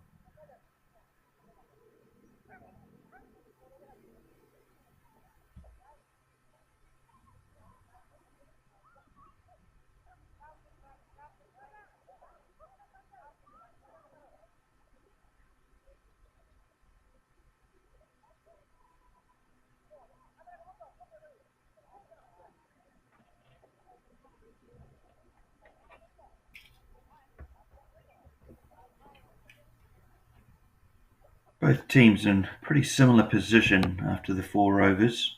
After the end of 6 overs, Wyverns had 48 without loss on the board. Nice bit of outswing there from Wakuta, his first ball of his spell.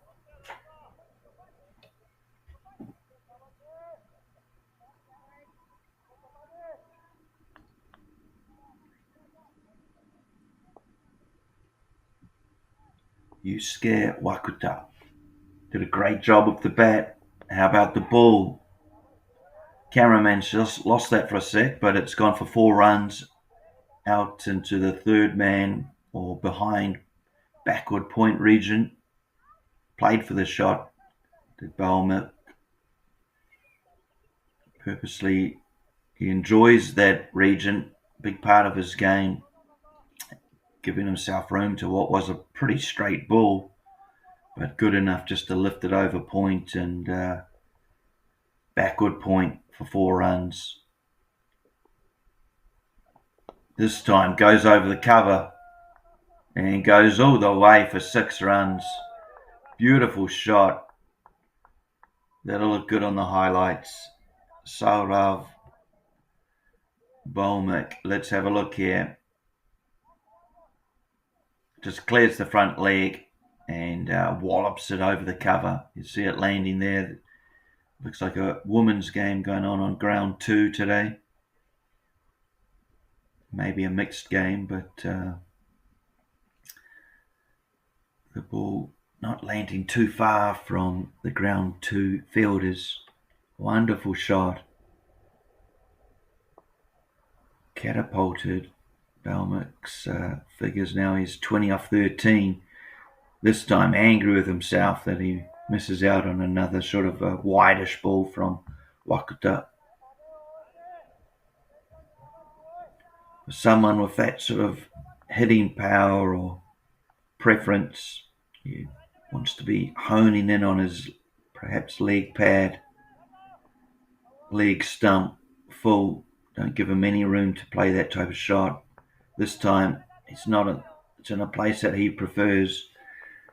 Just going onto the back foot, playing late cut shots, going sort of up and over as well.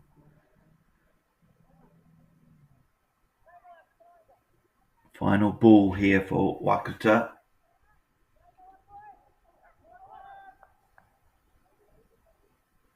This game in the balance after the opening 5 overs.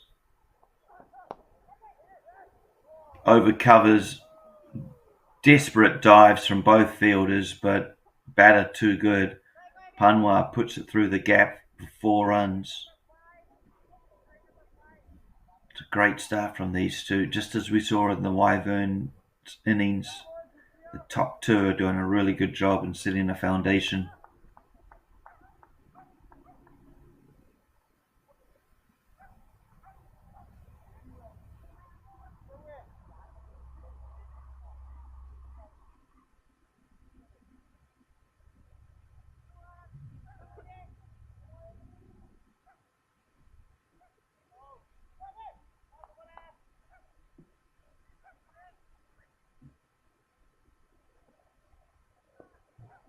Final over of the power play, and he just continues where he left off, loving the point region, and perhaps Wyverns captain can perhaps just think about the field placements here for Balmick.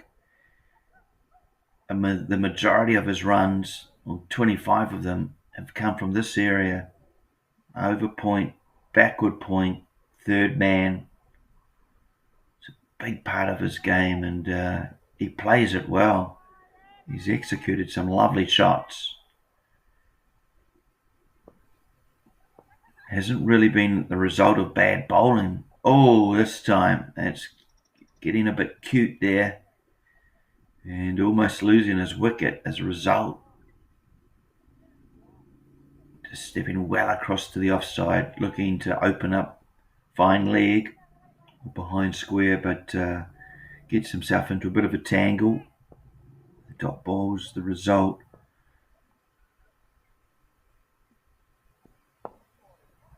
Driven just out to mid-off for no run. It's a good spot for Ebisui to pinpoint and bowl to. He can ill afford to be short or wide, given the power of Balmick's cutting and late cutting ability. This time he goes straight, dead straight, should be caught, is caught mid-on, taken. The first wicket falls here. 50 for 1. 50 comes up, and a wicket the next ball. Ebisui strikes. That's really not full enough for Balmick to pull onto the onside, and ending up reaching for the ball. No power in the shot, and a comfortable catch for mid-on. As there's a wicket you may hear on your speak on ground 2. Both grounds see wickets full.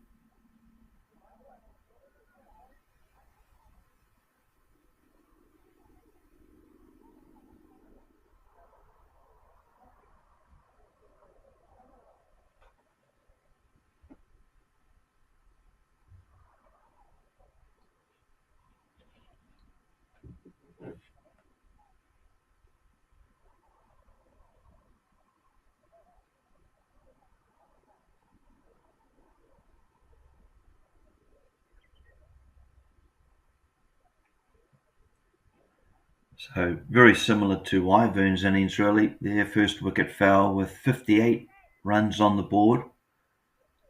After their 6 overs power play, that actually put 48 on the board. So MIB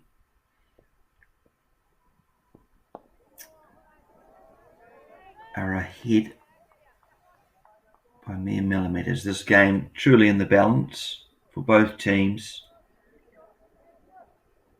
final ball of the power play coming up from Ibisui. He's gone for a fair few runs, but he's taken the all-important wicket here. The first one for the Wyverns club. Third man will collect that for 1 run, so the power play is complete. Men in blue 51 for 1. It's anybody's game at this stage, and it is important for MIB to continue to build partnerships. We saw it constantly through the innings of the Wyverns. 4 batsmen making hefty contributions, so can Kumar combine with already informed Panwa, who's looked good for his 21? Can they build another little partnership here?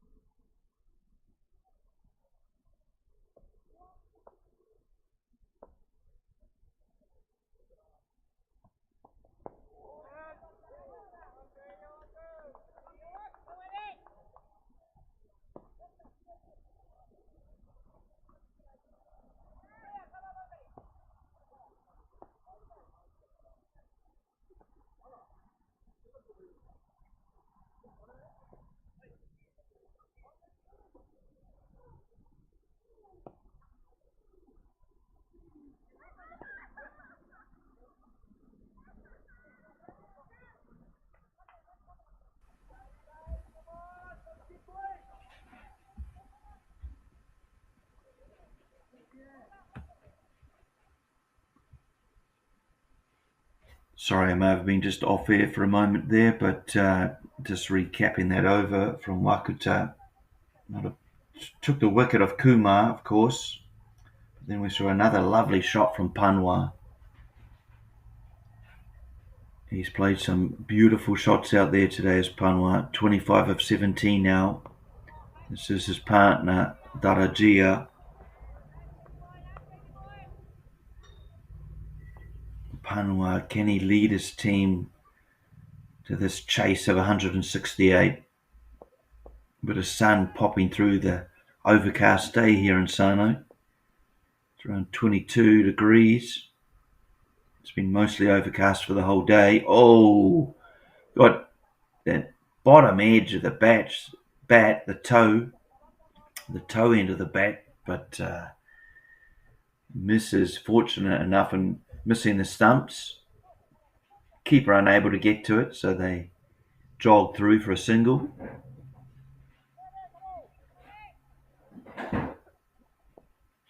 Game really is in the balance. MIB currently just going under 8 and over, so they're on track run rate wise. They have 8 wickets in hand.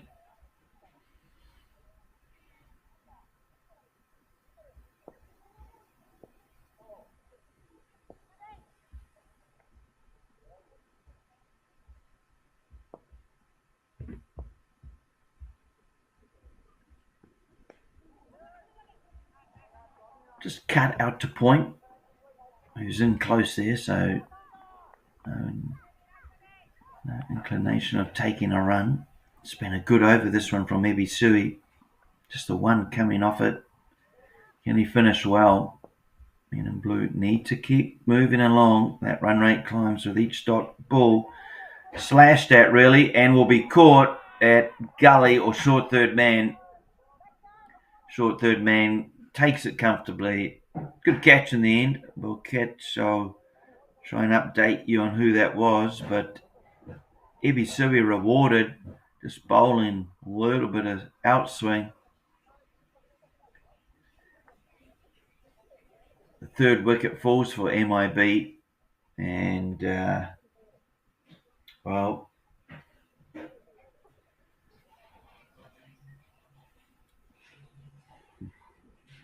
Darajia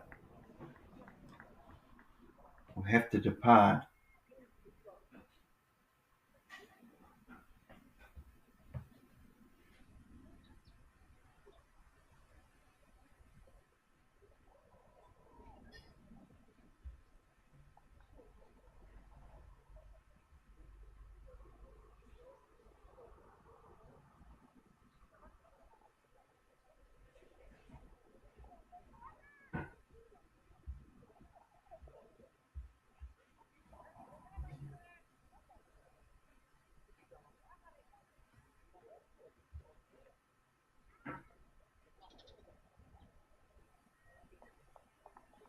Well, the Wyverns strike here at Sano.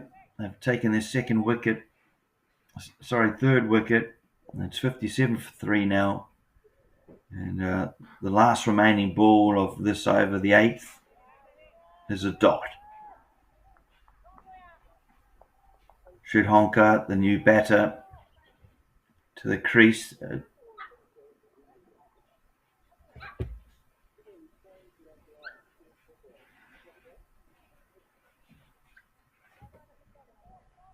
Just not sure. Just checking with my scorers on the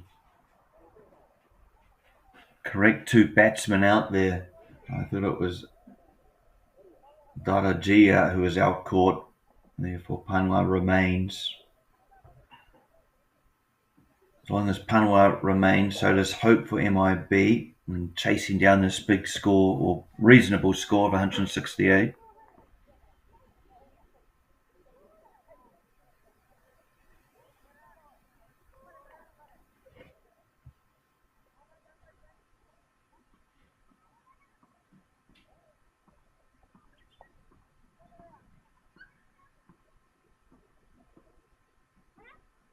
Left arm bowler into attack, bowled him. It's got him. And that is actually Daragia, who was remaining at the wicket. He's been bowled. First ball, and well, he's played on. Is the inside of the edge. And another wicket falls, and the misery continues for MIB. They're 4 down now.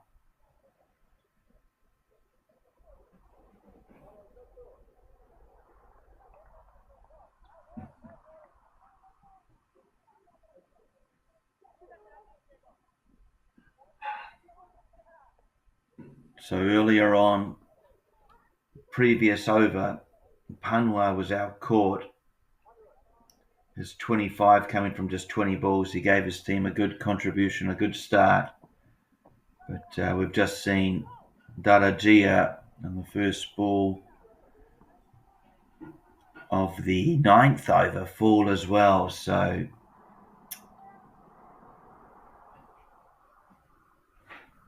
two wickets inside 3 balls here for Wyverns. They're well on top at the moment. 4 down.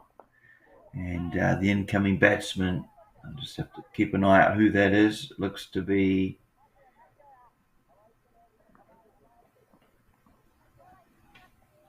Vishal Patel, the new batter to the wicket, number 18. But under a lot of pressure here, MIB. They've just lost a couple of their big wickets, but also the momentum that goes with it, any partnership build. The run rate's climbed up over 9 as well. Wyverns certainly in the driver's seat here. Momentum is with them. What can MIB to turn it round? Comes down to drive, beats the bowler, so will comfortably get through for a single. Thoughts about a second, but in the end, turned down.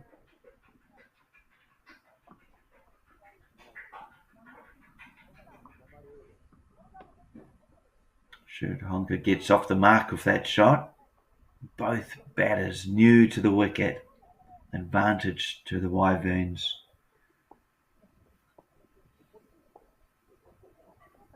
Taken 3 wickets over the previous 3 overs. And really turned the screws and put momentum in their favour. They hold the keys to the car in this match. This is just turned onto the onside. Quick single taken. Shy at the stumps, but both batters called early and went early. It was a good run. 60 for 4 after 9 overs here at Sano on what is overcast day, but a couple of clearing skies you may see in the top of your picture. 23 degrees here. Might get up a little bit higher in the afternoon. Remember, we do have an afternoon match coming up.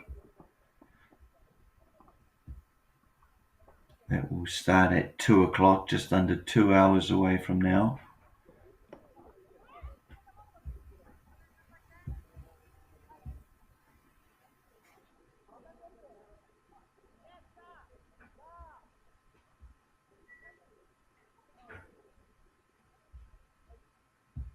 Match this afternoon is the Alpha Quashers taking on the Tigers.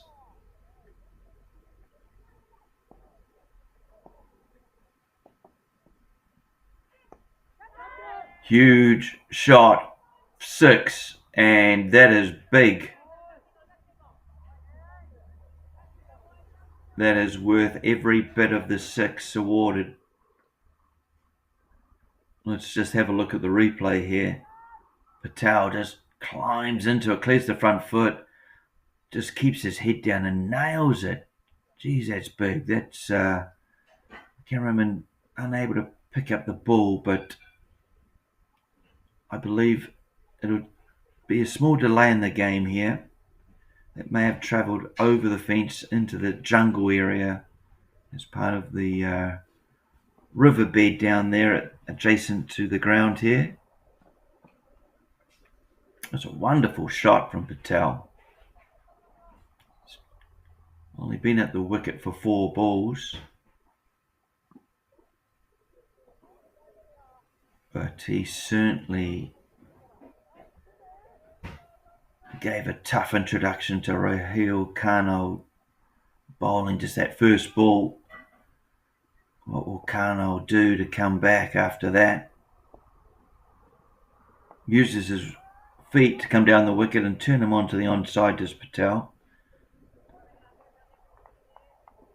Can he create a partnership here with Sridhankar? Try and put another 100 on the board. Can they do it? It's a big ask.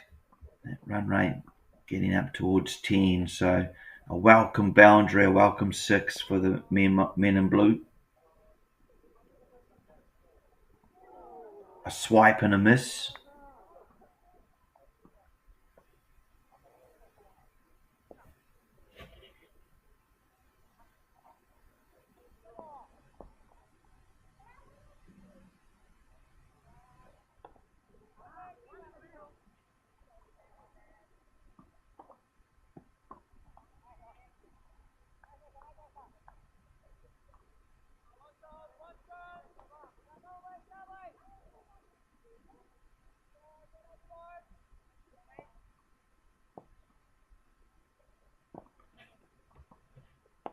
Patel has played over 130 games in domestic Japan cricket. Sridhankar himself around 79 games, so a lot of experience, these two. They would have played a lot with each other in these colours. Can they put together a partnership to help their team? Just jags down on that one. Underarm shy, that was either a direct hit or helped onto the stumps by keeper Miyauchi, but good work in the field. Pretty sharp fielding team are the Wyverns. There's the equation for you on your television screen. 99 from the 60 balls, so yeah, just under 10 runs.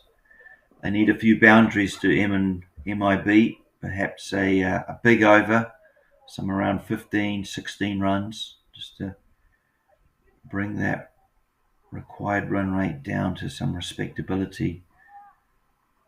It's all right going into the last couple of overs of having the run rate up around 10, but not for the last 10 overs. Difficult to maintain that rate.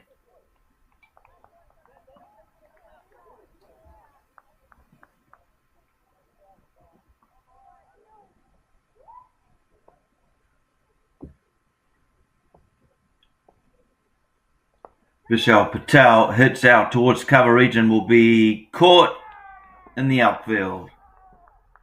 Well, you can't blame Vishal Patel continuing to be aggressive, looking for the boundary shots, but this time, well, just doesn't get all of it, flies out to deep cover and comfortably taken out there from what looks to be Shogo Kimura. Another wicket falls, as does the momentum in favour of the Wyverns. They're looking really good at this point.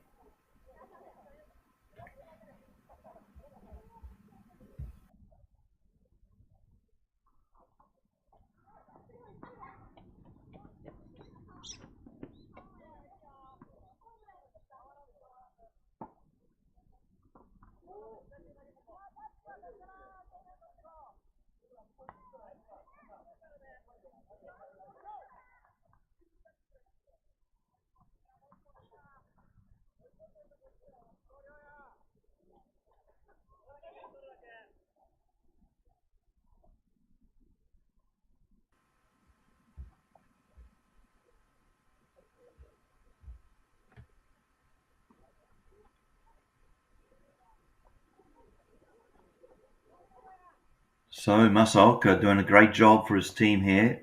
His second wicket. This is just his second over. Bowling his left arm orthodox spin. This time his long off fielder will field that for him. 2 for 3 as figures. 2 for 4, sorry.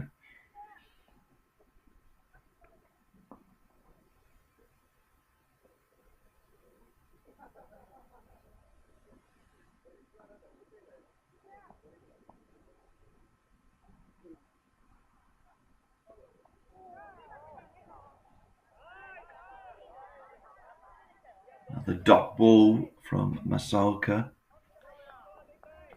MIB 5 wickets down, half the team out. It's going to be extremely difficult for them from here on, but Point filled that and safely back. In the end, the run, I believe, was turned down. Negi, the new batter, to the wicket as well.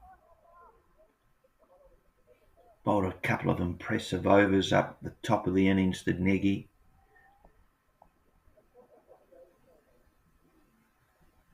Reverse sweep comes out, hit squarer than you'd like, and it's caught. Caught at point. And this time caught from Rahil Khanna with the floppy hat on. In fact, the floppy used to be just Kimura-san, but perhaps not. Kimura-san did take the earlier catch in the outfield, but this time Rahil Khanna takes the catch at point.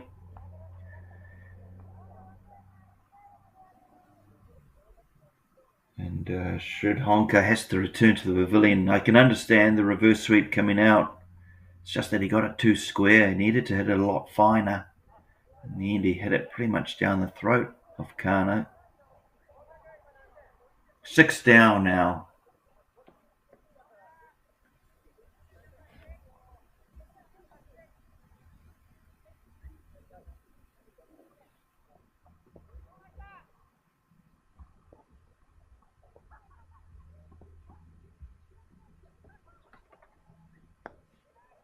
Khanna having a bowl himself.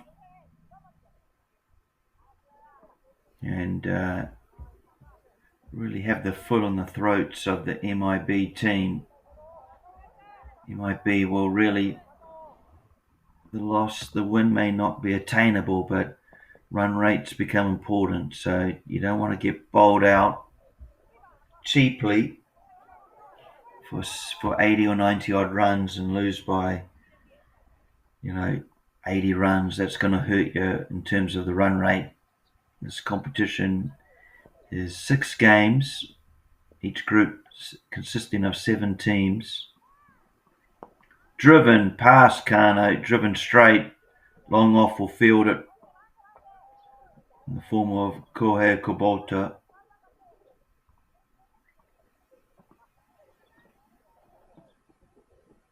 They still have another just under 9 overs to go, so MIB, they need to get that score up around 110, 120, try and reduce the pain of that net run rate. Played out to deep cover there for a single. Already a good start made from these two, Zishan and Negi.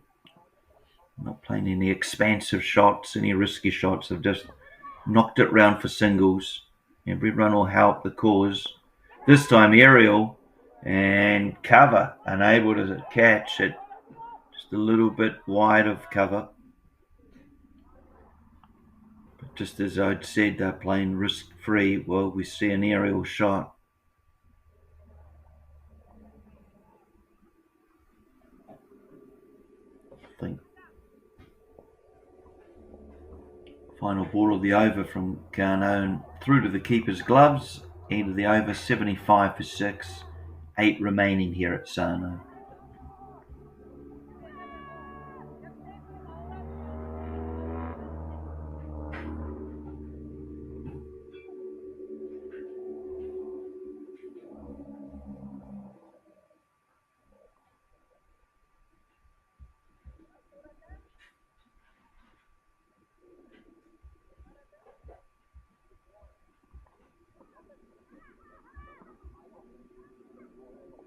So to win this game really for MIB is like a mountain really to climb Everest. It's run rate's just under 12 and over. They've got to go that for the next 8 overs. Probably beyond these batsmen. Who knows? That's a lovely start from Nagy. Nails it straight. Long off in a more squarish position there. So pick the gap well. You'll see it there at the top of your camera. Nagy just stepping into the ball and hitting dead straight over the bowler's head. Wonderful shot. That'll feel good. Can that start a bit of momentum? Can they pick up one big over of a 15 or 20? Try and bring that run rate back into respectable chase. This time he goes to sweep, misses, an appeal from Asolka, but always heading down leg.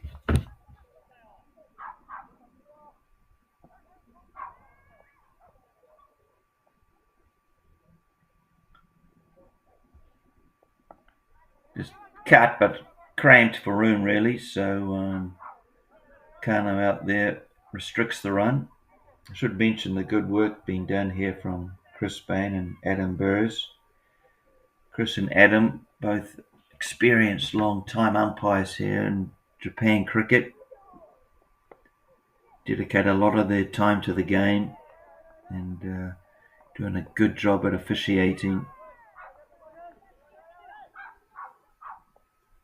Zishan on strike as we hear clobbered it.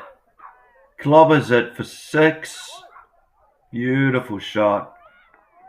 Zishan just, the eyes light up with the bit of the flight, and it's just landed in a good arc for him. He swings through, clears his front leg. It's almost like a sweep slog. It's a beautiful 6 shot. And well, that's pretty good over in the end from MIB's perspective.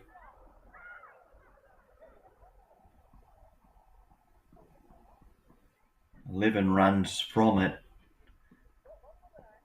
2 boundaries at the top and the bottom of the over. It's giving them a bit of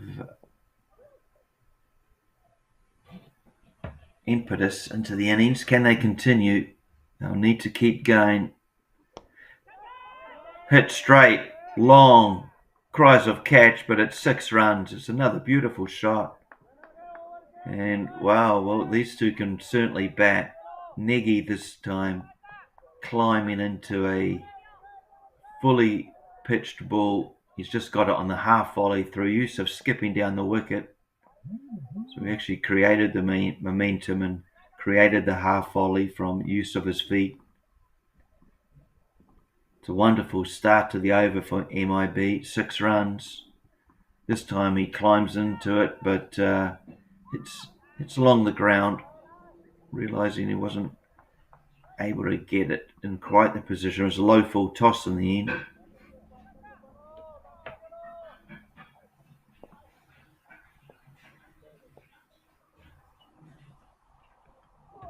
Big swipe at the ball, gets the toe end of the bat, and wisely turned down from the non-striker Nagy. No run there for Zishan.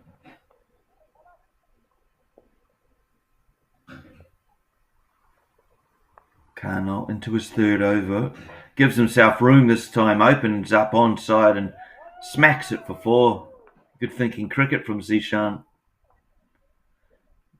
These two, well, they've certainly not given up. They're not thinking anything about net run rates. They are thinking victory still. They've just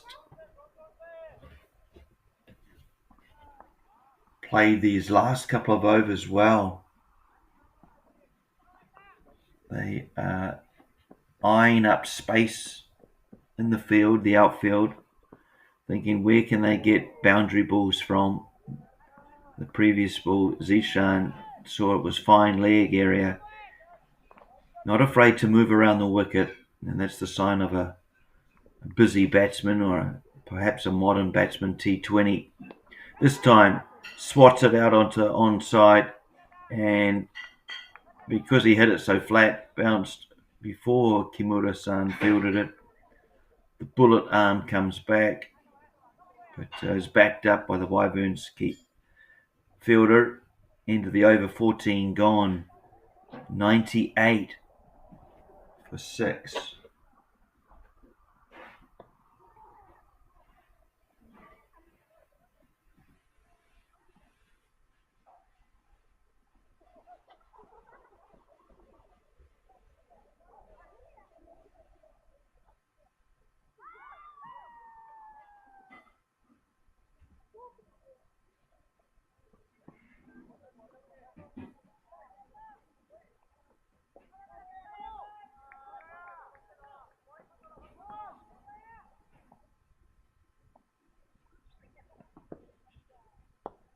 Reaches for it and clob it out to deep cover.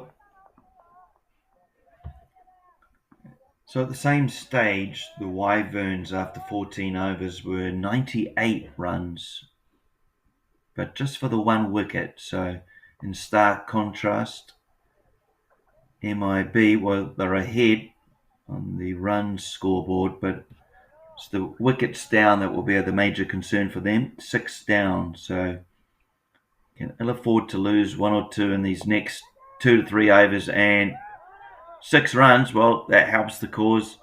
Another strong, powerful shot from Nagy. If these two can bat another 4 overs, who knows where this game's going to go. They are certainly taking to the Wyverns batted bowlers at the moment.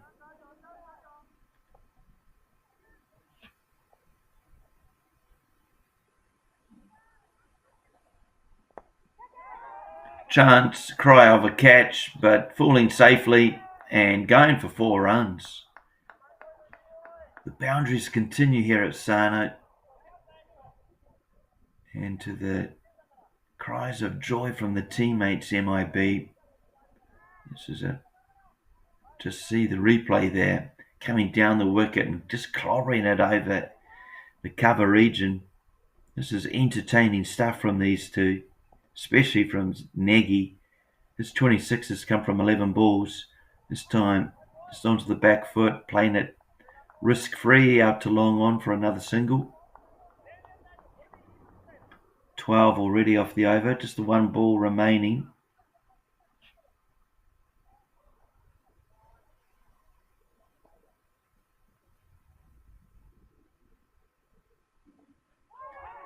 Cry for appeal and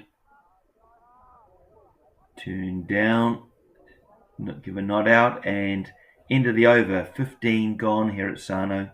MIB making a late chase here.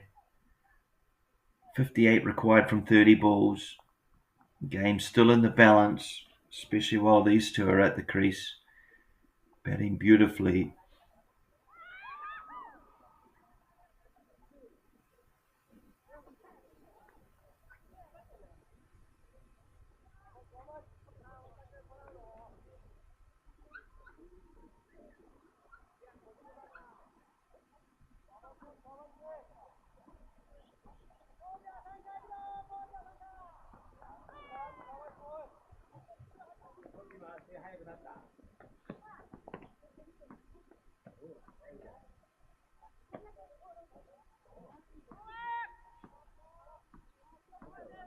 The last 3 overs have been good ones for MIB. 12, 12 and 11.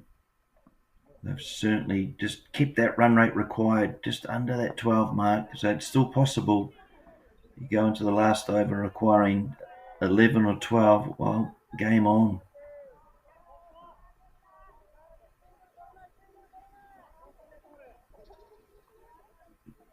This could go down to the wire, this game. The Wyverns, well, they just need to crack this partnership, and the momentum would fall back in their favour. This has been crunched dead straight for 4 runs. Good shot. Nagy just continues to show his class.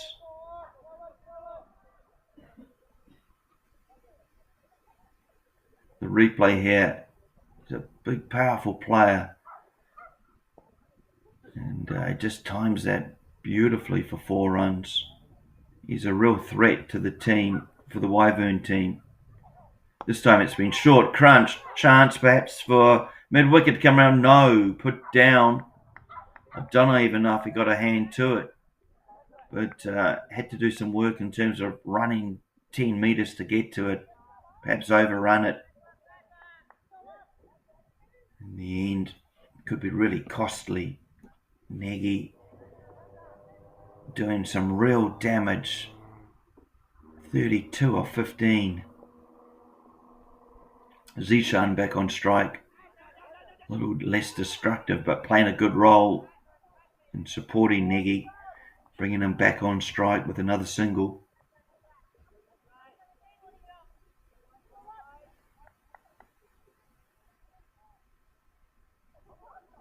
Danger times here for Wyverns. They just can't get this partnership. Can't let it bat for another 2 or 3 overs. They could upend in losing this game. Both powerful batsmen. An overthrow picked up here. Just a slight error in the field. Geez, how costly will that be?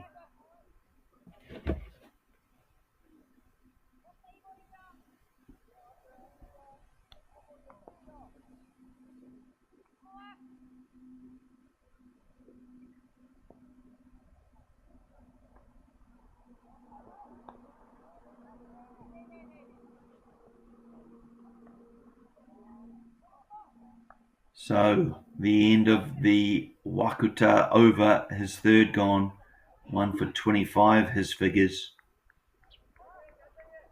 118 for 6, 4 overs remain here at Sano.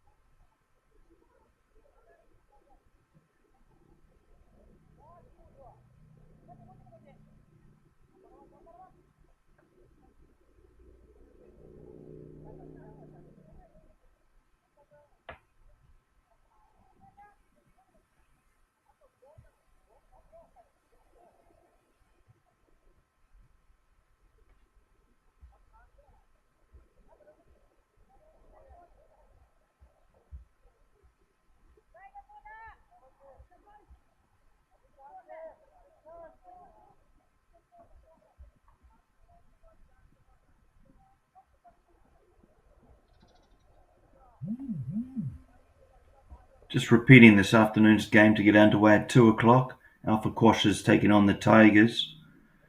Do join us. If you haven't already subscribed, do so. Japan Cricket on YouTube. Also on Facebook, Instagram, and X, formerly known as Twitter. Good start here from Kubota, not allowing any room, cramping up the batsman.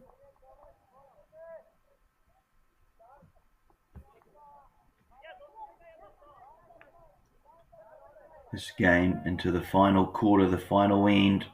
Both teams still alive. It's in the balance. Probably a slight advantage with the Wyverns, but this partnership has certainly flourished. Can these two batsmen bring their team home? He's come down the wicket and punished it over the covers for 6 runs, and that's a beautiful cricket shot. That is a good watch, just coming down the wicket. Zishan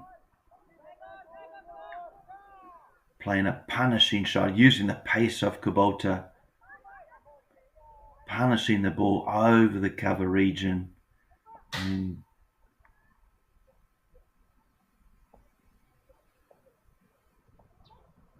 that is a lovely watch. It'll be on the highlights reel. This time, excuse me, digs it in a bit shorter, aimed at the line of the body. So a good comeback ball from Kubota.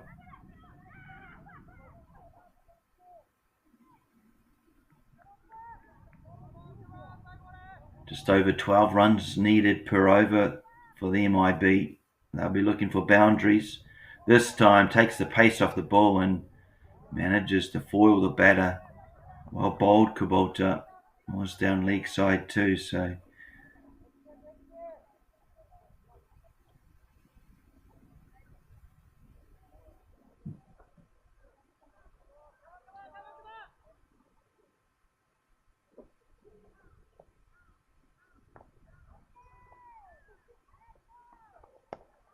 played out to the covers but played straight to the fielder.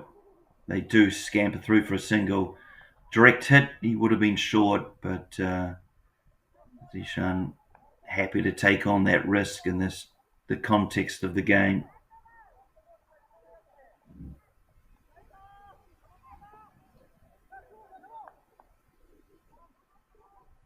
Negi back on strike, and what a destructive innings he's played thus far. Can he continue to find the boundary rope and take his team to a famous victory here? Well, he's played it late, he's played it fine, but fine leg will keep it to 2.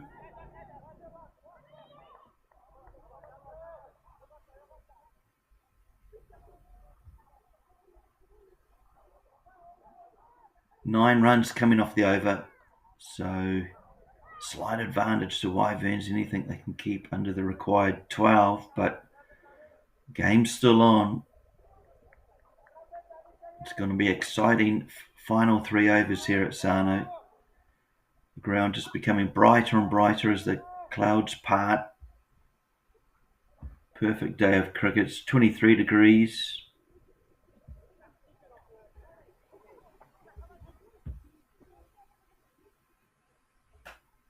This, the second day of the JCL T20 tournament, which will roll over for the next 2 months. Perhaps finals being the beginning of September. 14 teams vying for the cup. Zishan moves out of the way and then gets pads onto it, resulting in 4 byes. Doesn't matter how they come for MIB, they just want boundaries. They need 1, perhaps 2 and over.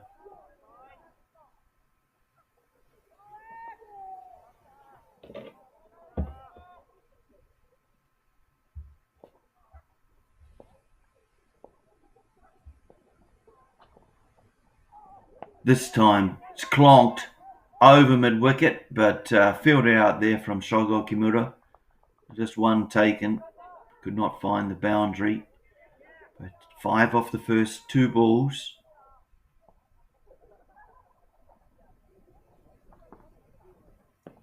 $37 needed. And 2.4 overs. There we go. 36, sorry, off 16 balls.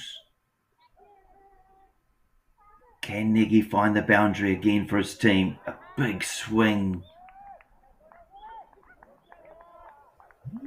of air from Negi. Looking to go dead straight. You'll see in your camera shot there. There's a long off. There's also a long on. He was looking to go dead straight.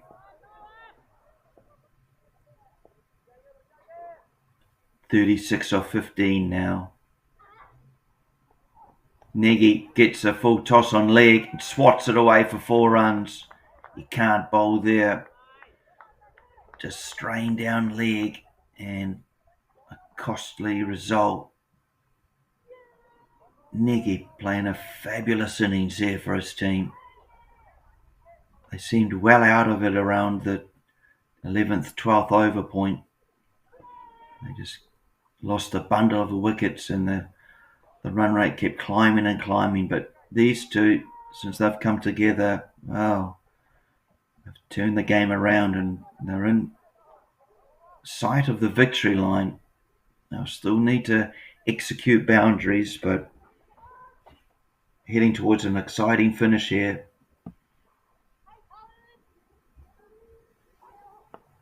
Banged in short, and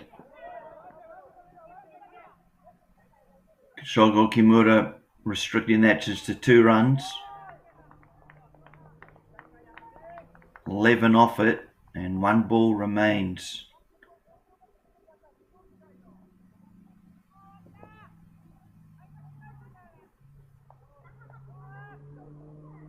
They really could do with a boundary, MIB. Still a tough run rate. It's punished, could be not long enough. Long off coming up and long off taking it. That could be the match, ladies and gentlemen. That catch right there, taking Negi's wicket, might just be one of, perhaps, the final nails in the coffin. He just had to reach for it a bit wider. There was a short ball, didn't get the power through the shot he had wanted. And long off coming in to take a comfortable catch and perhaps helping seal the fate for a Wyverns victory. We still have 12 balls where that result will become clear, but certainly the wicket of Naveen Negi will be one Wyverns will be happy to take. His 39 runs came from 21 deliveries, almost batting at 200. Catapulting his team into a chance of stealing victory here, really. I'll say the Wyverns rattled through the middle order of the men in blue, but they've since come back. How will this game finish?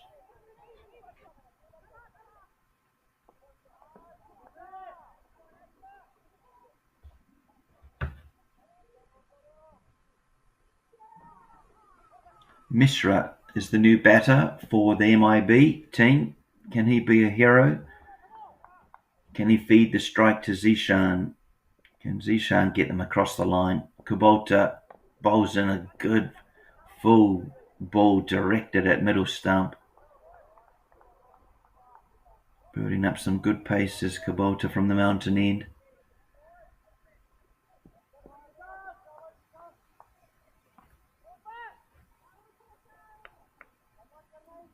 Run, 29 runs needed. 1.4 overs. Punished over the covers for 6. Zishan still believes, and in the team, MIB, let's look at this shot, just gives it, steps out onto the onside, frees up the arms and punishes it over the cover, mid-off region for 6. It's another wonderful shot. 8 off the first 3 balls. There we go. There's the calculation. 22 off 9. Does it again, moving all around the crease. Kubota just hones in on his legs, perhaps toes. A lot of play going on off the ball on that over. Zishan almost inviting for the run out. But, geez, the movement before the ball was actually released from the hand. He'd gone wide out to the onside, then came back towards the stumps again before Kubota had even released the ball. What can Mishra do? Hoiks at it. Ball spills out to deep square, who will probably big appeal and gone, given, run out, taking on the second run here, Mishra. You can understand him why he did so. Every run crucial at this point, and even though he pulled out the dive, well, the work was too good in the outfield. Wyverns complete, very handy run out, perhaps an essential run out.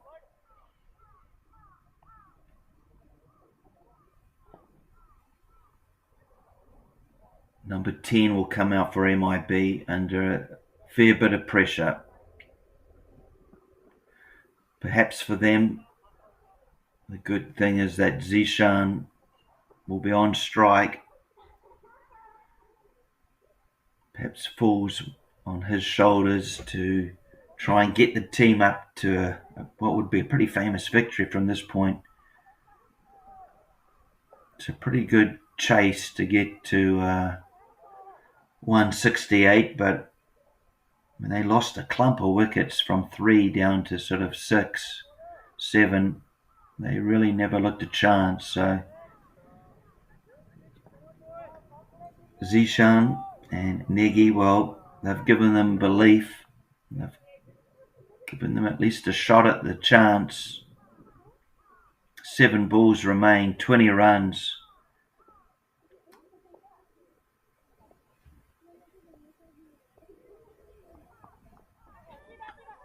This will be, of course, the new batsman. 1 ball remains for the over, so it was Singh on strike.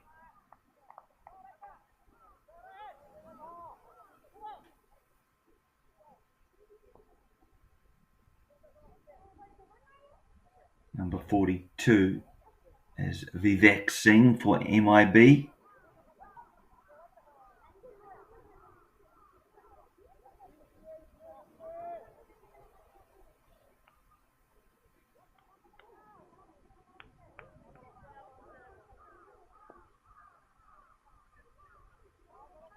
Final over.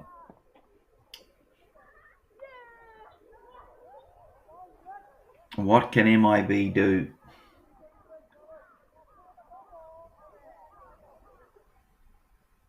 $20 needed. Just the 2 wickets remain for them.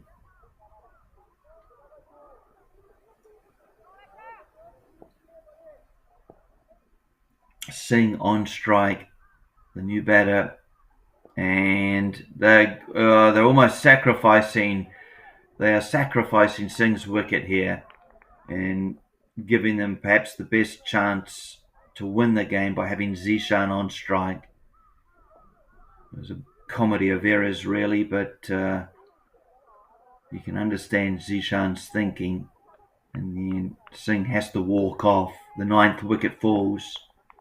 So just 1 wicket in the shed remaining, 5 balls remaining, 20 runs still required, 19 to get them to a tie.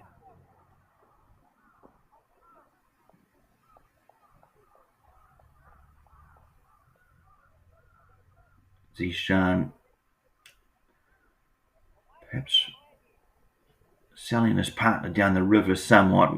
May just have to buy him a drink. I'm sure his partner understands why he did so, making that decision. If they're to get 19 off these last balls, he's the man to do it, and he's not even looking for a run there, realizing if they're to do it, he needs to hit the 4 boundaries required.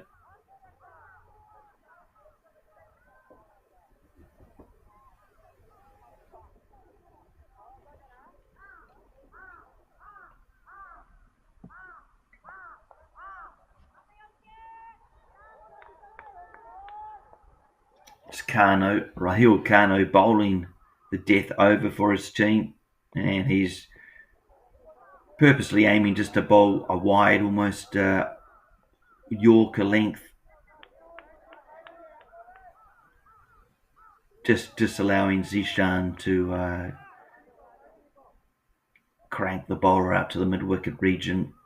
He's asking him to go over the covers if he's good enough, and he's gone pretty straight. Mid-off will come round to collect that, so it won't be a boundary. And even though there's a slight misfield, it won't hurt Wyverns too much. Boundaries required. In fact, 3 of them, 3 sixes, perhaps 2 sixes and a 4. Big ask here for MIB, and a stumping, and that seals it and the game. The Wyverns, the victors here. Final wicket falls. Rahul Kano bowling, taking a wicket through the stumping of Miyauchi. It's game over here. Wyverns winning the contest in their opening game of the T20 account. Both teams are in Group B. The Wyverns will join Sano at the top of the table, while Tokyo Star Kings, along with Men in Blue, will sit at the bottom of the table. The final result here, Wyverns winning by 16 runs. Just go through a bit of a summary of the game. We look through at the scorecard. To begin with, the Wyverns, they were sent in to bat, and they did a really good job of it. Kano's 41, Miyauchi's 49, Shogo Kimura's not out 25, and Wakuta's 32. Well, they got them a pretty powerful score of 167 for just the 3 wickets over the 20 overs. And in reply, well, it started pretty well for the Men in Blue. Panwa's 25 and Balmic's 25, both of them combined well to create a good foundation. They were on target after 8 or so overs, were the Men in Blue Cricket Club. But from there, numbers 3, 4, 5, 6 all fouled cheaply. It wasn't until Negi and Zishan Ahmed came together and put on a wonderful partnership and almost got their team up across the finish line. It wasn't to be. They were just in the end restricted. Wickets to Masaoka's 3 for 27 with a pick. Wakuta and Ibisui picked up 2 apiece. But in the end, victory to the Wyverns Cricket Club. Congratulations to them. Please do join us. We hope you enjoyed today's broadcast. Do join us in about just over an hour's time for the afternoon game. It's the Alpha Quashers taking on the Tigers Club. We'll see you at 2 p.m. Good afternoon.